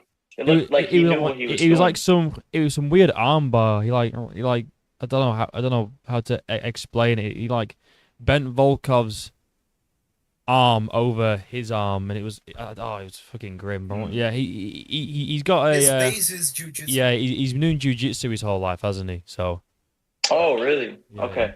Well, I don't know. It's a tough one to decide how this fight goes. I feel like Jones, I don't see him finishing. I feel like Jones, I know he's finished Stipe, but he was old as hell. And then Gone, he was easy to, bro, speaking of Gone, bro, he should have focused on his takedown defense after his fight against Francis, bro. He was doing good until he got taken down. He should have made that his number one priority. He got to get sent to Dagestan. But whatchamacallit? I feel like Aspinall, he could I don't know. I feel like later rounds Jones, but if Aspinall wins, it has to be a finish, and I feel like he's more likely to get a KO than a submission, maybe. We got someone in the chat, Joshua, coming after your takes, Victor. Okay. LMAO, he's all hype. This guy don't know shit about fighting. Jones takes him down and rapes him. That's crazy. Thoughts? Bro, I don't think as I said, I don't think that's unlikely. I don't. You're agreeing with me, bro. I think that Tone Aspinall has a chance on the feet, but Jones could take him down. And rape him, That's a apparently. really big probability. Yeah, I don't like to use that word when we're talking about John Jones, but I think that's a probability, my friend from the chat. All right, and then we got another one from Neanderthal. And come to Brazil. Let's fight, bro. Let's fight, bro. Hell yeah. Come to Brazil, Hell yeah. Right, we got one from Neanderthal here. This one's a bit more crazy, I think. John Jones puts Tom to sleep within the first round, and after Tom, John will go after Moga the Homo and send him back to Pakistan. John Bones Jones will remain the real number one pound for pound GOAT. I think he means Magomed. I think he means sending Magomed back to Dagestan, not Pakistan. But yeah. You know what's a possibility? What if Jones uses PEDs, bro? Like he could, bro. Because that's what Crocop should. Yeah, Crocop said in the chat. Jones tests positive for PEDs if this fight happens 100%. I can see that happening,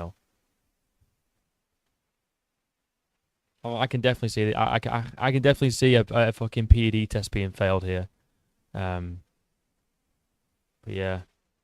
I tried to get Joshua to jump in the call to explain that how John would rape Tom, but he says he's going to work. But yeah, might have to get him on another one. That's typical. Might have to get him on a different one. I think Tom fucking smokes this Phil. Like, I'm sorry, but Stipe was fucking landing on Jones. Like Stipe had Jones running away. John took down Stipe, didn't get him out of there. I don't know how he do it to someone who's fucking 11 years younger than Stipe. You know, I just who's bigger, faster, stronger. You know, everything like that. It's just well, yeah. I just don't see. I just don't see Jones. I think if Jones wins, it's going to be a kicking match. It's going to be like he's going to be kicking at range. I don't think because Tom Aspinall like his base is jiu-jitsu. I think he'll be able to survive Jones's ground game, especially at this point in his career. Maybe not like prime John Jones, but I think this John Jones now.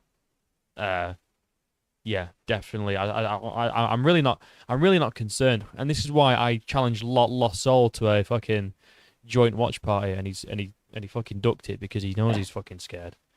Well, yeah, I don't think. You know, if I was Jones, I think what's his name? Aspinall. He injured his knee. I think it was right. So if I'm Jones, I'm just attacking that knee. That's going to be my main target. And then I don't know if I think he did a similar situation where he against his fight with Rays, or like I don't know if he's done it in other fights where he would just try to land something and then run away. I feel like maybe he could do that if he were to win. That would be the keys to win. Just touch and leave. Don't do a slugfest kind of fight. And yeah, you can bet your ass that Jones is gonna come in with those oblique kicks to the knee. Can bet your ass on it. The only thing is with those kicks is that Tom's knee that blew out is his back leg, isn't it? So I don't know how Jones is gonna get to that leg.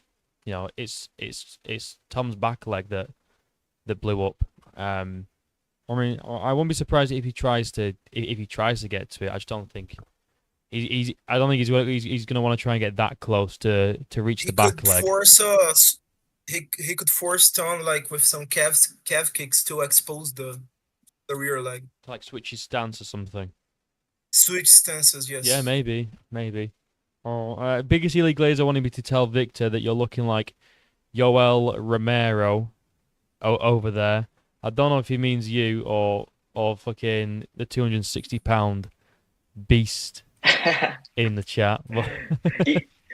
You know what Victor kind of reminds me of? He reminds me of Patricio Pitbull. I don't know if anybody else thinks that. Yeah. And he just yeah, a little bit. Yeah. Hey, but he's a beast though. I feel like he's gonna win.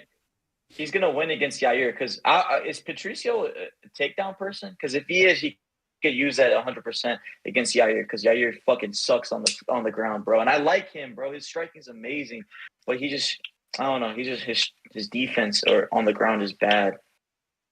And he won against Emmett on the ground, which is crazy. Pitbull was fucking goated, but he's pretty old right now. I really like the guy. He's Brazilian. He's my Brazilian brother. But I don't know if I like his chances against Yair. Really? Is he? Do you know if he's a grappler or is he a striker? He's pretty much good all around, bro. He was a really great fighter on his prime. I have not watched his career especially because it's in another fucking company, you know. And we all know that UFC is MMA, but he's really respected here in Brazil. No, but he did KO Chandler, and like, there's not that many people that I don't think he's been KO'd in the UFC. Michael Chandler. No, he's not been. No, he hasn't. He's been submitted. He's been submitted. Yeah, he's not been KO'd though.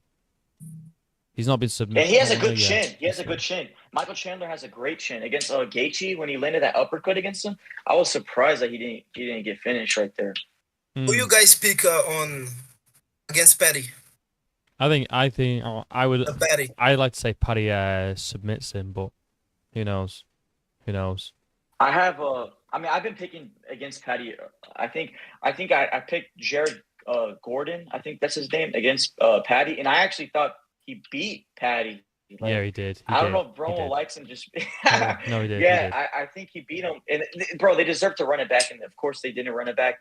And I picked Paddy against Bobby, and we all know what happened. And I picked Tony against Paddy, even though I knew Paddy had a better chance. But I don't know. I just feel like Chandler, he's too big of a step. I feel like Patty struggled against Jared Gordon, and then he went to decision with Ferguson. That's the only person that Ferguson went to decision with in his recent couple of disaster fights. I just feel like Chandler, bro, that there's a big chance where he could KO him. I don't know. Oh. And it's a 3-round Yeah. fight. It's a 3-round fight. Don't get me So that wrong. could- Like that could be- don't get me wrong. There is a big chance that, I mean, my thing is Paddy comes in, chin in the air. He says foreign scouts don't get knocked out, mates. But I mean, he's not got punched by fucking Chandler, has he? And Chandler's got hands. But the thing is with Chandler Oh yeah. is that he is fucking clumsy and he is retarded. He fights like a retard. I just Chandler got KO'd, but I mean he didn't get KO'd, but he got TKO'd by Charles. I totally forgot about that fight. But that's yeah, Charles. he did, Man. yeah.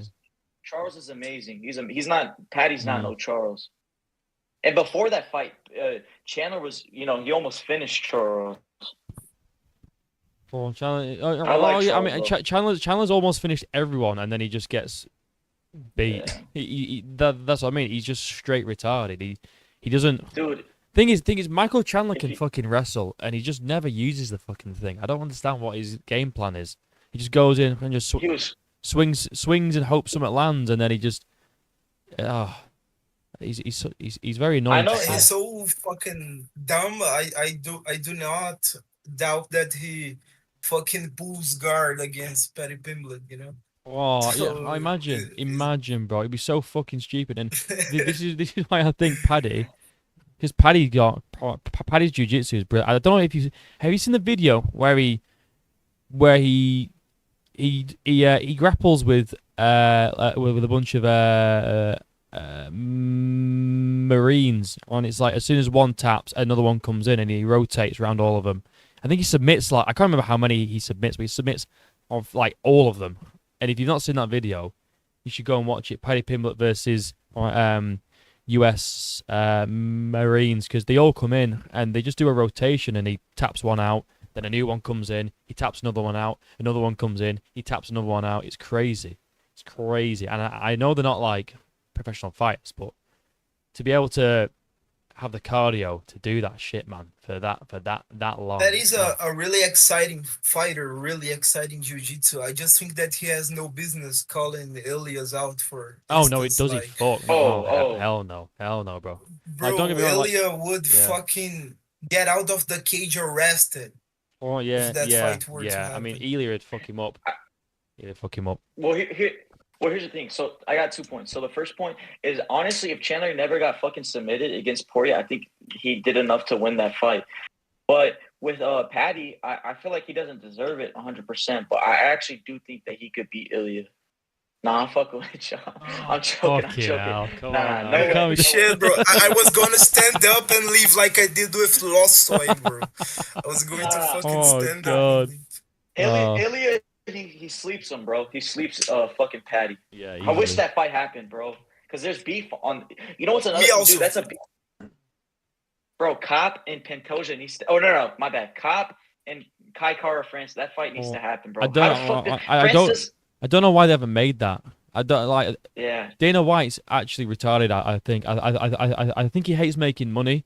Because on a fight night, oh dude, that even put it on like a pay-per-view as like a feature fight or something like that. That'd do. Yeah, be crazy. Yeah, like if that opens up the main card for a pay-per-view fight, like that fight, bro. What if Kai Kara do to deserve? I mean, he KO'd Usyk. Sure, that's a really good fight, and that's a really good win.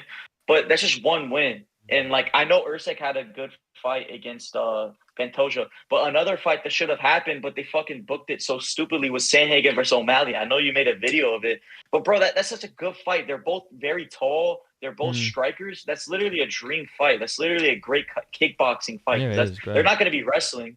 It's just all kickboxing.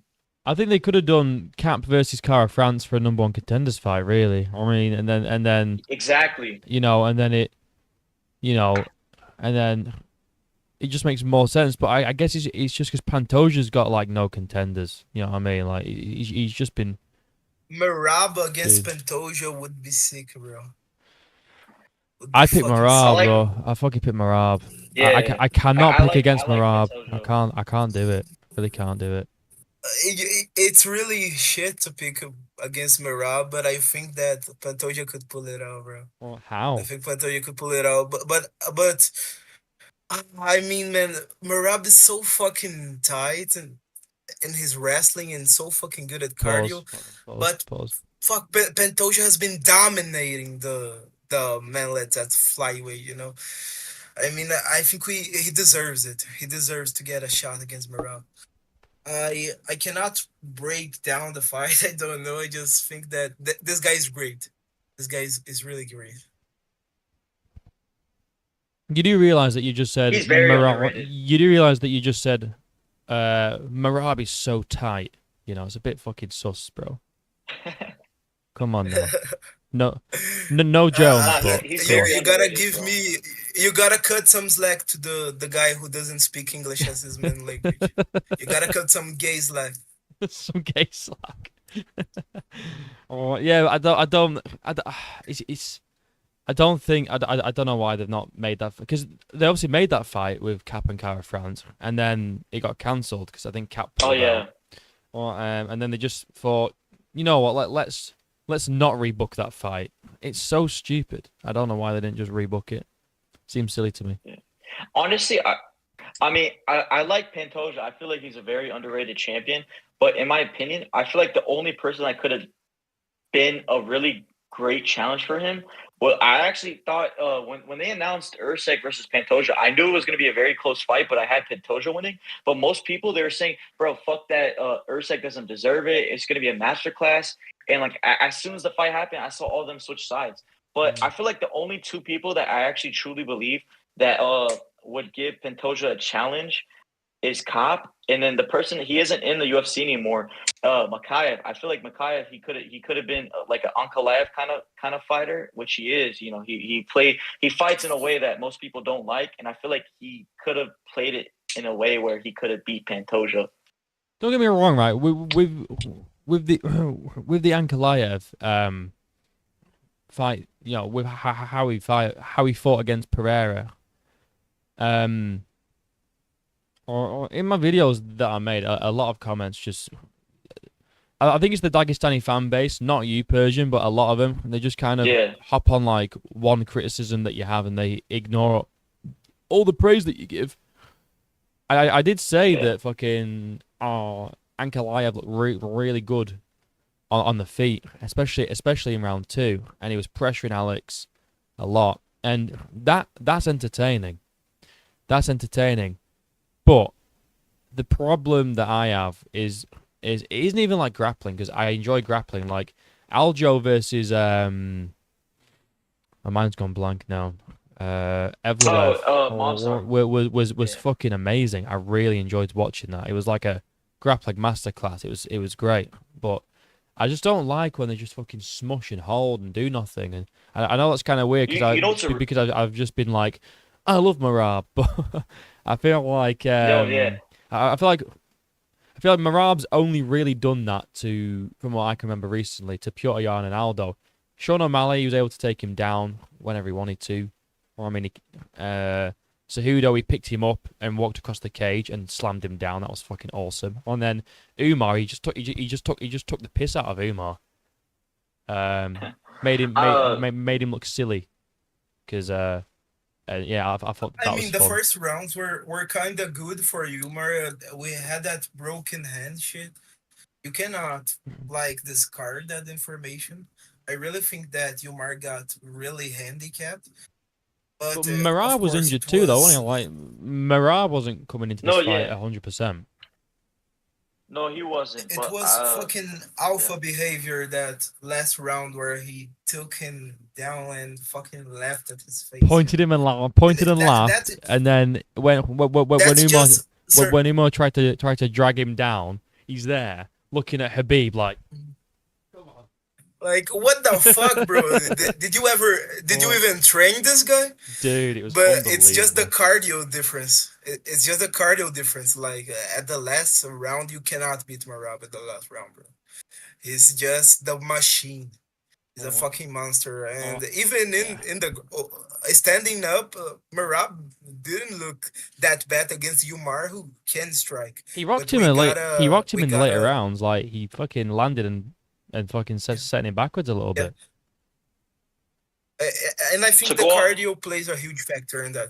But Umar, we cannot forget the broken hand when it comes to that striking, the way that the striking in that fight gone. Like, I mean, I gave Umar rounds 1 and 2. really, people 1 and 2, yes. Uh, but Umar is a good fucking striker. Also, not because he's just Dagestani, you can like just stand up with him and get no damage. And Marab went really well in the fight. I think Umar well, beats everyone let me else, let to be honest. Like a wait, bantamweight. wait, let me my bad. Let me add these two things. Yeah, So go on. the first thing is I actually just remembered. I could be wrong, but I actually think I saw on Instagram Marab, even though like I said, I was rooting for Umar, I actually think he was dealing with a staph infection. I remember Mm. posts going up where I don't know if it was his arm or his leg, Yeah, but it I looked like saw a that. Yeah. staph infection, and he won. So I mean, hey, that's impressive because I remember when we first talked when we started this live show, I said Islam was the only person I remember, but I mean, hey, Marab did it too, but. I don't know. I feel like they should run it back. Obviously, not now in the future, because I do. We can if there's gonna be people out there that say Marab is gonna be on this dominant streak. I mean, let's be honest. Is anyone in the other in that division going to give a performance like Umar against Marab? No, There's not going to be anyone it's out the there. only So I feel like it's the only fight. so. It's the only Yeah, I fight feel like for Marab. yeah, I feel like the most competitive fight that they could be made where a new champion could be crowned is Umar. I feel like Sean O'Malley, he got fucking done dirty. Jan, even though I like Jan, you saw what happened. Sanhagen, bro, he's gonna get done. Like Song Yadong, I like him, very underrated, but he's just gonna, be a victim. And to go off of the fact that you said Mavzar and Aljamain was a good wrestling sequence, you gotta. I don't know if you have, but you gotta watch Arman versus Gamrot. I had Arman winning. That was a fight where most people, I don't think they really knew Arman, and bro, that was a great wrestling fight. Like there was Grammy rolls, I think that's what they're called.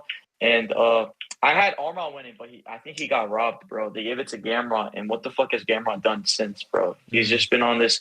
I thought he was gonna be a really good up and comer. He lost to Benil Dariush, and then he had a split decision against Jalen Turner and Dan Hooker.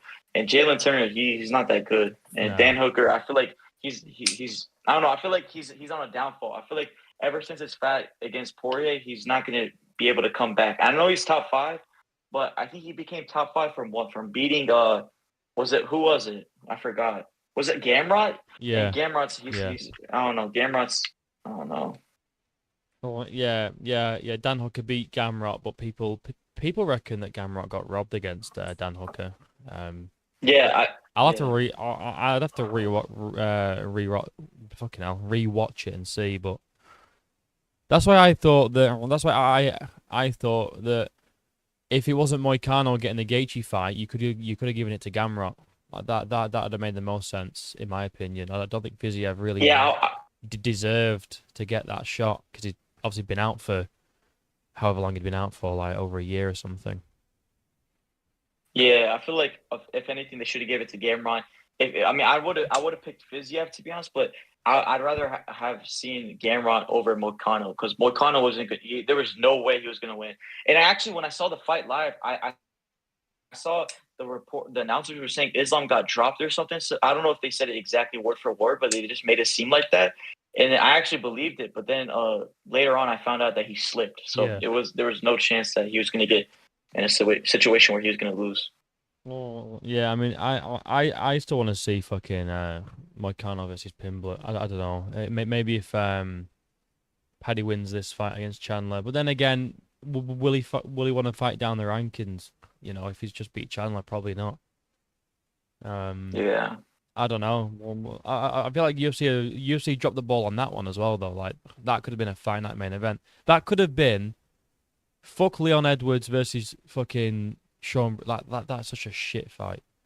Like they could have had Paddy and Moicano headlining UFC London. You know, like that would have been a fucking banger.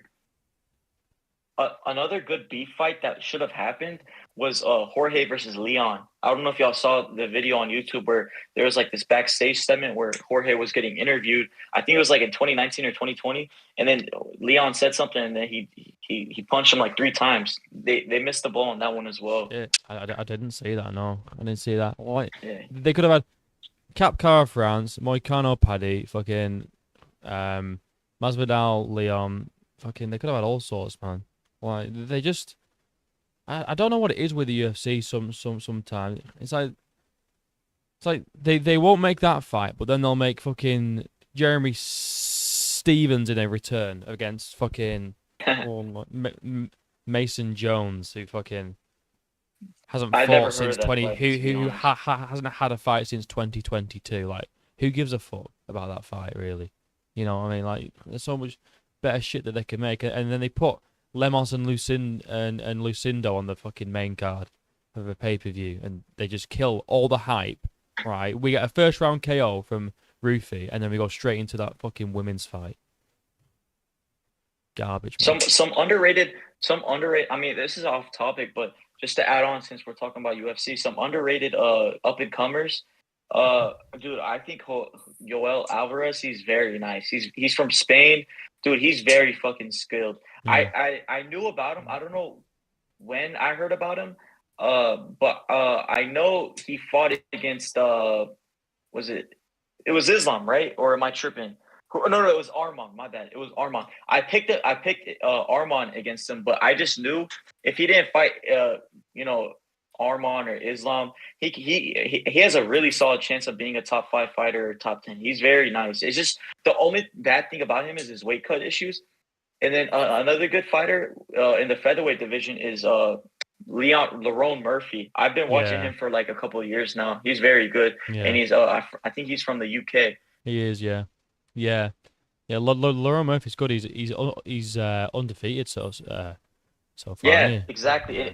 And many people don't even talk about him or mention him. And I don't know if is he in the rankings? I think he might be 13, 14, 15, or just sure, barely outside of the rankings.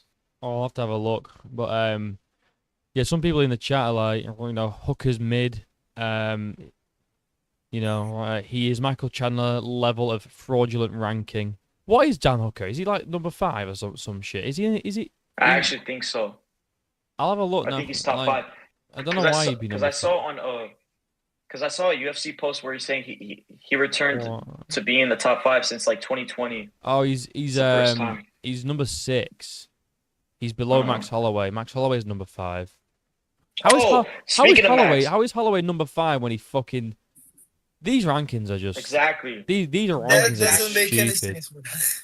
So stupid, He should be above bro. Gaethje. Yeah, how the hell is Gaethje above him?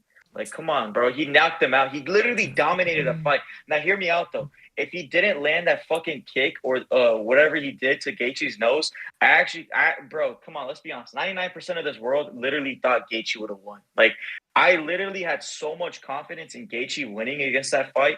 But then I saw, bro, Holloway threw like 9 fucking spinning kicks to the body, and then Gaethje's ducking towards it. Oh, yeah, and then he's retarded, it's unfortunate, but I just feel like one of those kicks landed on his nose, and then that really affected him. But if they ran it back, and if Gaethje, let's say if that fight never happened, and they ran it back, I feel like Gaethje, I'm always going to pick Gaethje. But now, since he's been KO'd, I know some people thought he was not going to be the same, but I actually picked Fiziev to win. Fiziev had such a good first round. Yeah. I don't know, bro. I might be biased. Against Gaethje, Max won like the 5 rounds. 5 rounds, and he was the batting underdog. Like, yeah, he was. You cannot like see that fight and put Gaethje below the rankings than Max Holloway, and he was so confident on his ability that he fucking was winning by 5 rounds and pointed to the fucking middle and knocked the guy out. It's crazy, man. It's crazy. I mean, I just fucking fell in love with Max Holloway. No homo, no bromo. After fight, pretty much. I've come into the UFC recently. Like, I'm not a long time fan, But it just made me so sad to see him lose to Ilya because I think that Max is like such a really nice guy and so Yeah, he fucking is. talented and the baddest motherfucker. We cannot take that away from him. Yeah, he And is. him Oh, yeah, losing like that absolutely. was sad. Was fucking sad. Something else about these lightweight rankings. Somehow, Benoit Saint Denis moved up 2 rankings. He's now number 13. Oh, I don't know how he's moved up. I don't know how he's moved Wait, up. Hmm? who's below him? Like Gra- 12, 13, 14, Grant. So 15. we got Grant Dawson at 14, and Bahamondes He's very, is newly ranked after his win against Jalen Turner. yeah. But since he's been ranked number 15, Bahamondes, Benoit's been moved up 2 spaces. How the fuck does that work? Okay, I think Grant Dawson's another one that's gonna be up and comer. I know he got knocked out by Bobby Green, but that's just I feel like it's nah. I Bobby like Green. Nah, I like Bobby, but I just feel like I love that. it's like a Islam versus Adriano Martinez in this situation. I don't feel like Dawson's gonna be as good as Islam, but I just feel like it's like a similar situation. But wait, is Yoel Alvarez ranked? He should be, bro, because he had a Drakkar Close is a good, decent fighter outside of the top 15 division, and he finished him. He better be in that division, bro. If not, that's bullshit. Well, we got some more. So Dana is a terrible matchmaker and promoter now. He doesn't listen to the fans anymore. It seems that way sometimes, unless he actually finally makes Jones and Aspinall, which apparently Tom said that John has now agreed to, coincidentally, a day after Pereira lost, which is what a coincidence, guys. I mean, who'd have thought? You know, he waits for Pereira to win or lose, and then he signs the fight. It's a bit fucking. Well, you know, that fucking tells me that if Pereira won, he was gonna push for that fight instead, to be honest. But obviously now he can't. So yeah, that's fucking. It's just I fucking hate John Jones, man. He's such a fucking clown. Such a clown. I feel like some of the fighters, I don't like in UFC 300 and all the other pay-per-views where the fighters said, "Yo, Dana, like up the bonus." I feel like maybe there was a possibility where some of the fighters, since they were given an opportunity for a bigger bonus, they kind of fought recklessly just so they would get more money out of it and not, they wouldn't fight more professionally. I guess that's the right word to say, like how they would normally fight with a normal 50,000 bonus. Yeah. Maybe, but there has to be at least one fighter that fought during those moments where they were given a higher opportunity to get a bigger bonus and they just fucking fought recklessly. Well, it's like Jalen Turner because he was fighting Moicano, wasn't he? On the he fucking dropped Moicano and decided to try and get a walk-off KO. And it's like, if you would have jumped on that, you'd have fucking probably beat him by a ground and pound TKO. He doesn't jump on that, but he jumps on fucking Bobby Green, bro. I felt so sad for Bobby, bro. Dude, that was such a bad knockout. Oh, man. Yeah. I was shouting at the TV. Did he get stunned on the feet and then got grounded, pounded, or what happened? Were they on the ground already? Who? What? Jalen? Bobby and Jalen. No, so Jalen rocked him and then fucking dropped him, and then it was ground and pound, and the referee was just like basically watching Bobby Green die, just letting him take fucking punch after punch after punch. I was like, I mean, I'm a Bobby Green fan. Like, I do like Bobby Green. You know, I picked him against Pimblett.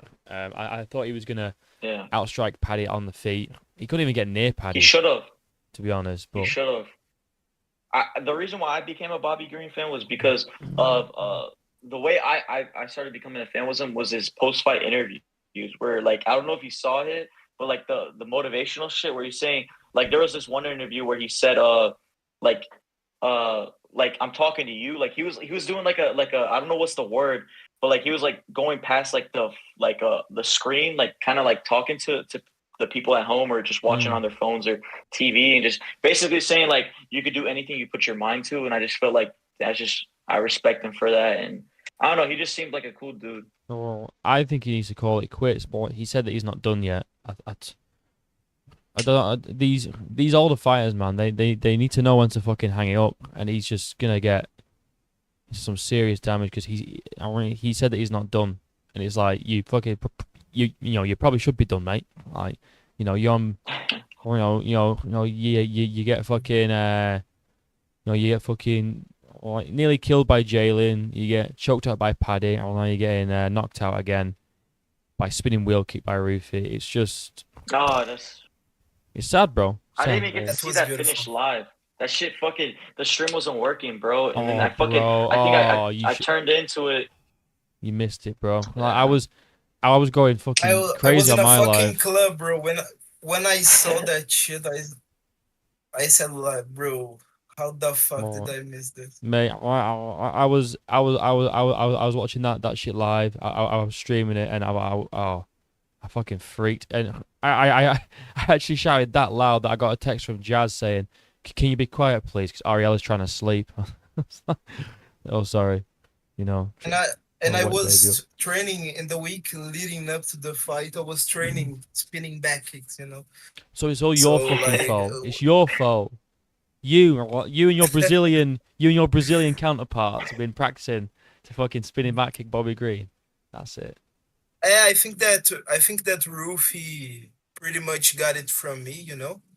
Well, clearly, I clearly, think he was inspired by my spinning back, he my spinning yeah. wheel kick abilities. He must have But seen you in it the was gym, really bro, and he good. was like, you know what, I'm gonna throw that on the weekend, and then he fucking did it, didn't And he fucking like he feinted he? the left cross Oh, he and did. transitioned into Oh, the so yes and nice. transitioned into the spinning wheel kick. So fucking Oh, technical, so fucking so beautiful. so good. He's him and Gene Silver, man. Oh, they're just gonna be problems in their weight classes. You know what I like though about the fighting nerds is like, it seems like they've got one for each weight class as well. Isn't like two of them are in the same weight class or anything like that. It's like you've got Gene Silver at fucking featherweight, Rufy at lightweight, fucking Cabrajo at middleweight. They're just like, oh, and Prataz at welterweight. It's like they just got one for each fucking weight class. It's like soon we're gonna have a fucking heavyweight from the fighting nerds, and they're gonna, oh, imagine that, fucking hell. Speaking That's of Lerone crazy. Murphy, I just noticed that he's gonna be actually facing Josh Emmett. That's gonna be a really good fight. That's gonna really show Ooh, if that's he's really nice. top five worthy. And this is Emmett coming off of a really nice KO against Bryce Mitchell. The Thug Nazi Bro, there's himself. people. Yeah, he was the betting favorite, Bryce Mitchell. I literally had money, like I had a lot of money on him and Shavkat. I think Shavkat faced Wonder Boy, and then Bryce Mitchell against Josh Emmett, bro. Josh Emmett, bro, he fucking put him down, bro, badly. Yeah, Josh Emmett. That was a scary KO. He was fucking looked like he was having a seizure or some shit. It was crazy. Um, Yeah. or Dig saying they need to cut Kevin Holland. Sick of these bums keeping their ranking when they lose every fight. Well, Kevin's not even ranked, but I do think that they need to cut him, especially when he openly admitted on the Jackson podcast that like he doesn't really give a shit. Like, why would you want to keep someone in the company that doesn't give a shit? I have no idea. I fucking hate Kevin Holland, bro. So such a. Well, speaking of Poirier, he said he was gonna fight. He's gonna only fight legends. Who the fuck is a legend like that could fight him right now? Like, At I mean, it lightweight. depends on what. Let's have a look at the rankings. I mean, I think that Charles and Armand were gonna get a rematch. He's not fucking fight Ilya like he's gonna get knocked out in his hometown. And it would be bad for Ilya because I see the Simporia winning against Ilya in some scenarios, and Ilya could risk like this incredible win streak that he has now. I don't really see the legend that he could fight. Maybe fucking Conor McGregor, you know, coming back from retirement. I mean the But the only legends I see I here that are ranked are really Max Holloway and Gaethje. That's literally that's about it. Max would be Yeah, but a cool fight. Max would be a cool fight. Mm. yeah, but the thing with Gaethje is, I actually believe that fight should happen just because they're 1-1. But I think Gaethje said something about that they should just leave it alone. He's good with leaving it alone, just because he said something about he doesn't want either family to be like go through that. and I mean, it would be a really nice fight. I personally think it should be but at the same time, you saw what Max did to Gaethje. Maybe he just bounced back, and now he could do something really nice against Poirier. Because I think Poirier fought Holloway twice, and he lost both fights. Or no, he won both fights. My bad, he won Hmm. both fights. Yeah, true. I I just mean, I don't know. yeah. I, I feel like 1-1 is so much. It's a better fight against Gaethje versus Poirier because they both won. You know, if they go against Max, Max already I lost don't think twice. Gage is gonna take that fight. Gage wants a shot Yeah. at the title. I don't think he's gonna fight before that. Unless he's forced to. If Gaethje gets Dude, that he's shot, bro. I swear to God, if Gaethje gets that title shot, I'm gonna be fucking. Bro, I will not be him and happy. Poirier bro, him and Poirier bro, if I don't know the exact numbers, but if you look at the past 5 years, they both have got so many title shots. It's crazy. Poirier had one against Khabib. Gaethje had one against Khabib. Gaethje had one against fucking Charles, and then Poirier had one against Charles, and he had one against Islam. That's like literally five fucking chances, bro, and combined with between them. You got to give it to the new people. Like Yeah. Armand, bro. At least Yeah. like Armand or Ilya or Fiziev. I feel like Fiziev would be a nice test against Islam. I know he lost, but I'm just saying like this. I stylistically, What do you maybe guys Gamrot. I don't know. what do you guys by the way think about Arman against Islam? Because I think that's a really interesting fight. Well, I think it's interesting to be fair. I mean, the first fight was pretty decent. I think I don't think he beats Islam. Well, I don't think it's going to be like Man, a walk in the when you talk park. about wrestling, Hmm? alone, that was Arman's debut to the UFC.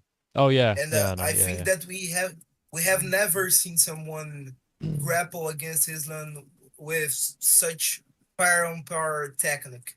It was a really good fight by Arman Mm. Sarukian. And after all these years improving, and like hanging out with Nina Drama and her cuck husband, I think that just kidding, but I think that Arman has a really really good shot at wrestling Islam into a title. You know, that first fight, his debut, bro. You doing that performance against Islam Makhachev, it's crazy. It's crazy. Yeah. I really wanted to see that fight. That's why I was so upset when that card would have been amazing, bro. Dude, it would If have been that so good. motherfucker It would, did not well, pull it out, would have been bro. fucking. We got robbed. It would have been fucking feature fight Yuri and Hill, co-main Marabu main event is Islam Sarukian. Islam That would have against been Oh, such Arman. a good card. You or, know or, what's another good card? UFC 280. That was a really good card. But honestly, I know this is probably gonna be a hot take as well. But dude, I think Armand he's also another fighter in the division that could beat Ilya, bro. I feel like it'd be way closer, Ilya with Armand than Islam versus Ilya. But I feel like he's probably him and Islam are the only people that could beat Ilya in the lightweight division. I feel like anyone else, I'd rather pick Ilya. yeah. I feel like those are the only two. Well, I mean, maybe if they don't give Islam Ilya the title shot, they could do Ilya versus Arman for the number one contender or something like that. I think that'd be quite an interesting one. Um, but yeah, I think I don't know. Well, to be fair, I mean, I'm thinking that fucking Ilya's gonna be Islam, so I'll probably pick him to beat Arman.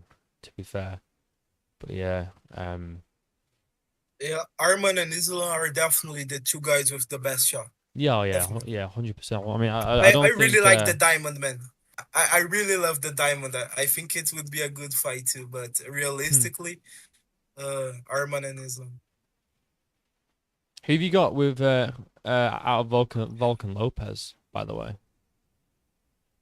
Yeah, that's a hard one. I think that my heart says Volk, but the logic says Diego. Yeah, you reckon? What He's by he's knockout? just too good all around. Too good all around, and the age factor in the lighter weight divisions is huge, guys. Huge. Like this isn't the bums at heavyweight, okay? Like the Volk is fucking old, guys. It's sad to say that, but I think that would be a really tough fight for him, and I don't want to see Volk lose again. But I think that's what's gonna happen. Well, I'm trying to manifest a fucking Volk unanimous decision here. I'm trying to manifest this shit. You know what I might do since I fucking since my video about fucking come back to this video when Alex Pereira knocks out Ankalaev, aged so poorly. I might do one. Come back when Lopez knocks out Volk, and maybe it'll just go the opposite way, and Volk will get a nice little 50-45 or something. You know what? You know what? I actually can like envision happening. I feel like it'll be a good fight where like I don't know. I don't think Volk gets finished, even though I do think he's on the downfall. But I feel like it'll be a fight where like they both like just I don't know if you can envision it, but just both fights like after the fight's done, they both hold each other's hands and the crowd just goes crazy. I feel like it's gonna be one of those types of fights where it's gonna be a close fight. But or it's gonna be a dog fight where Volk survives against Lopez. I know that sounds crazy because Volk is really good, but I don't know. I feel like ideally it could go either way, but that's how I am picking Lopez. But I just see the end sequence where everybody's cheering, where it's going to be a good fight. I don't think it's going to be a boring fight at all. No, because Lopez is a very entertaining fighter. Yeah, he is. And that's another reason why Ilya should move up. Like featherweight got so much more exciting now. Okay, like if Ilya continued there, he would be fucking dropping guys left and right, and the division would be dead. As well as lightweight, like Islam would fuck whatever shooter they got in up against, and he would move up to welterweight, and the lightweight would be pretty much dead.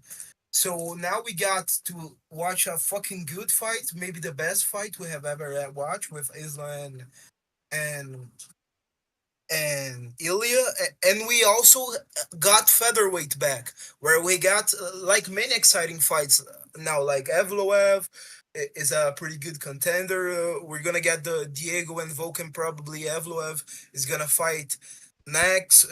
We have like so much room for exciting fights now that Ilya went up, and even in the lightweight, not only Ilya against Islam, but Ilya against Charles, Ilya against Harman. Like it's just good overall for the sport, you know, for the Yeah. fans. I feel like that's kind of the same with like light heavyweight though. Like, cause although I was really, I was fucking pissed that you know, Alex lost in a way. I mean, Ankalaev winning, it kind of opens up light heavyweight now, because if Pereira knocked out Ankalaev, then I mean, who else is there, to challenge him? I mean, the next ranked guy Heavyweight, is fucking Don Aspinall or John Jones, whoever wins yeah. the fight. But then the issue with that is obviously Dana doesn't want to do champ, so he just vacate, and then the belt's kind of like at featherweight. It's like, well, you kind of just getting like the sloppy seconds of it. It's like people will say, well, yeah, they are the champ, but they didn't beat the champ to become the champ. There'll always be that over them. But I feel like if Pereira was to stay at I think Pereira would have a greater chance to keep the belt even though moving up because he's defended. I mean, he fucking lost now, but he would have a better chance to be allowed to be champ. yeah, maybe, And Ilya. yeah, maybe, but even then, it's like he'll go up, he'll keep the belt. I mean, well, I guess they could do an interim belt in the meantime. But like, I just feel like the next contender at light heavyweight for Alex Pereira, I think the next ranked guy is Rakic at number 5, and it's like he's on a 2-fight losing streak, isn't he? So I like him, bro. Like he's good, but fuck, man, I don't know. I don't know if it's his training camp, but he's very talented. It just sucks. I heard he had a staph infection against Jiri. Maybe if he didn't have one, I picked him against Jiri. I hope he wins, but it was a good fight. I think both fighters were kind of stunned. But yeah, bro. There's who I mean yeah. If Alex beat Magomed, who else could he have fought? Maybe Jan, because they had a super close fight, or maybe Izzy could say fuck it and just go to light heavyweight. That'd be a guaranteed good fight. He could though. He honestly could, because he did fight Jan he came up and then he had a close fight and he lost, but I don't know. Well, I think if Alex would have stayed, what they'd have done is they'd have. I mean, well, it's tricky because he'd want to be he'd want to be active, so he wouldn't want to wait for the winner of Blachowicz and Ulberg because they're fighting. They're fighting soon, aren't they? I think are they on the London card? I think they're on the London card, but you know, they're fighting soon, so like, but Alex isn't going to want to wait for them to fight and then them to recover and have a turnaround. So he's going to want to fight in the meantime, and it's like, who is there? I mean, it's Rakic at number 5, and then after that, I mean, he's on a 2-fight losing streak. So if he got a title shot, people would complain. Then you go down. It's the next guy's Roundtree Jr., who's number 7. He's already beat him. Then it's Krylov, who's already fighting Reyes, and then you've got after Krylov, it's Volkan Ozdemir and Johnny Walker, you know, and Ozdemir lost his last fight against Ulberg, but he also beat Johnny Walker, so it's, you know, it's kind of like now Magomed's champ, all these fresh, all the top guys in the top 5, they can kind of work towards getting a title shot against Magomed. And I think what's going to happen maybe is winner of Blachowicz and Ulberg will fight Yuri. Well, Yuri will smoke them, right, because he's the best. And then Yuri will go and smoke Ankalaev because he's fucking... Hell no. Hell yeah. No. Hell No way, yeah. bro. Come on. Hell yeah. He's No going to go way, in there and he's going to smoke him with a spinning back elbow. Bah! Bye Ankalaev. Back to Dagestan. Hey, you know what's a fight that has to happen now? Bro, fuck Sean Strickland. I don't like him, bro. He's not a good fighter. Duplessis versus Hamza. That fight has to happen, bro. Yeah. I wasn't too big bro, on Hamza, that's just a given. Bro. That's just a given. Yeah, easily. Yeah. Hamzat is maybe the most vicious fighter in the UFC right now. It's like a fucking wild animal. Like the thing that motherfucker was saying about Jones raping Tom Aspinall, Hamzat rapes motherfuckers when they get in the cave with him. The thing that makes me it's so fucking exciting. The thing that made me and laugh DDP against him, like DDP, a strong guy, a guy who knows how to wrestle, it would be sick, that fight. Sick, bro. Make it fucking bawdy Dana White. Yeah. Well, this is what I mean about what I don't get about people saying like, oh, Dricus is too big for Hamzat. It's like Hamzat's an inch taller than Dricus, and I know it's probably like more like the build, and like, you know, Dricus is like a, you know, he looks like he's on fucking like something like Dricus is stronger. He's on some sort of juice. You can see that by the bit. Well, I mean, but people talking about like Hamzat's not like extremely strong. I mean, I know Robert Whittaker. Yeah, he's insane. I know Whittaker went in with a fucking jaw injury or whatever, but he fucking shattered his teeth, bro, like with a fucking face crank, you know. Yeah, that's impressive. Crazy. That's crazy. I've seen a video of Hamzat fucking dumbbell pressing double 50 kilo kg. dumbbells. Oh. Like, guys, that's insane. That's insane, crazy. Bro. Like, that guy's fucking strong. But I think DDP could do some shit like 55. You know? that guy is insane. Now I think Hamzat's just he's just a different, like, I don't know, he's just a different type of fighter, like Kind of monster. Yeah, he's just like, I don't know, we've not seen it. Like, I was picking I fucking picked Whittaker to beat him. I'm such a fucking idiot. Like, I was like, I think I picked him too. Yeah, I mean, my that's reason almost as bad as me picking Strickland against DDP, bro. That almost as bad. Well, I mean, my reasoning was because Hamzat had so much time off and so many cancelled bouts because of illnesses and this and that, and he was, you know, not really. It didn't seem like he was like training hard. He was, you know, doing crypto scams and fucking coming out with like perfumes and shit. And I was like, he's not really that interested, it seems like. And then he didn't seem that into it, like the presser. He seemed really just calm and not bothered. And I thought, he just doesn't care. And then he came in and just did what he did. And I was like, okay, fair enough. It's crazy. This, I heard this Robert. He had really good takedown defense too, so that's another reason why I picked him That's what because I heard like yeah. he was like getting trying to get taken down by Yoel Romero, and I saw videos where he was perfectly defending that shit. So I feel like I could have expected that with him from against Hamza, but that didn't happen. Exactly. Oh, bro. like I was It was talking to my crazy. friends these days. These guys from the Soviet Union, bro, they are just some different kind of beasts. Like if you look at the UFC right now, we have like flyweight, no one gives a shit. And then we get bantamweight, which is Marab, Georgia, Soviet Union. Ilya is the true champion of the featherweight division, Soviet Union, Georgia. Islam Makhachev, we're gonna get Shavkat Rakhmonov at welterweight No, at we're some not. point. Nah, Bilal ain't keeping that but shit. nah, Yeah, we get him. nah. Bilal beat Shavkat, bro. Okay, Shavkat looked ass cheeks against. even it, Bilal looked. even even if I Shavkat looked give you that ass one, against you're a Ian Gary, fucking Bilal bro. grader, bro. Come on now. You're fucking Bilal glader, bro. Oh. No one I likes this fucking I guy don't even like besides you. Bilal. I fucking don't like No, Bilal, I like him. I like him. but he fucking beat Shavkat. Like, Fuck Bilal, bro. look. Every time Shavkat fights and it's underwhelming. It's oh well. Actually, he was injured, guys. It's like, do you ever not think maybe he's just a bit shit? Like he's just a bit overrated, you know? Well, not shit. I take that back, but That overrated. guy, oh, yeah. Well, people were talking about He's got some six Shavkat. submissions, bro. People Six submissions. people were talking about Shavkat like he was the fucking next Hamzat Chimaev, and I'm like, oh, sick. Nah, And he then was impressive though. it's like, He was nah. impressive. Don't lie, bro. He had like 18 fights, 18 finishes. I expected him to Oh, finish oh Gary. yeah. That shit Yeah. happened. I just didn't like. No, I picked Ian Gary to beat Shavkat, and honestly, one of those rounds I can't remember which one it was. It might have been round 2 or 3, I think.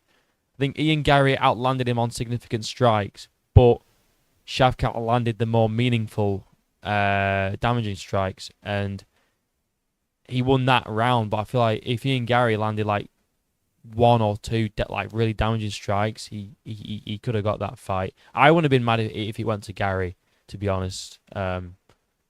Or like, you know, for someone that like doesn't grapple, supposedly he was able to stuff a lot of takedowns, and you know, and Shavkat proceeded to cuddle against the cage, and it's just like, oh, here we go again, you know, fucking same old Yeah, shit. that was innit? that Just was to finish, just to finish my point, like we've got Shavkat Rakhmonov. He will be champ of welterweight. He's from Uzbekistan, which was also Soviet Union. And then we get Hanzat Chimaev, which will be champion, and Ankalaev. So every single and heavyweight are bums. Oh. No one And gives a Thomas shit. Spinall. People give a shit, but they are bum. Yeah, They are Thomas bums. Spinall. Yeah, from the UK.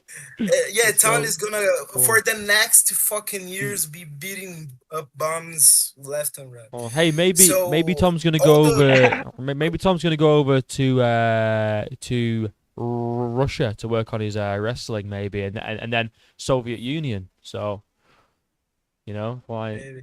So all competitive divisions got like Soviets as champs, and like they just know how to fight, man. It, Yeah. it was Brazil before, you know. We were the kings, like everyone else was shit, but Soviet Union is just fucking goated.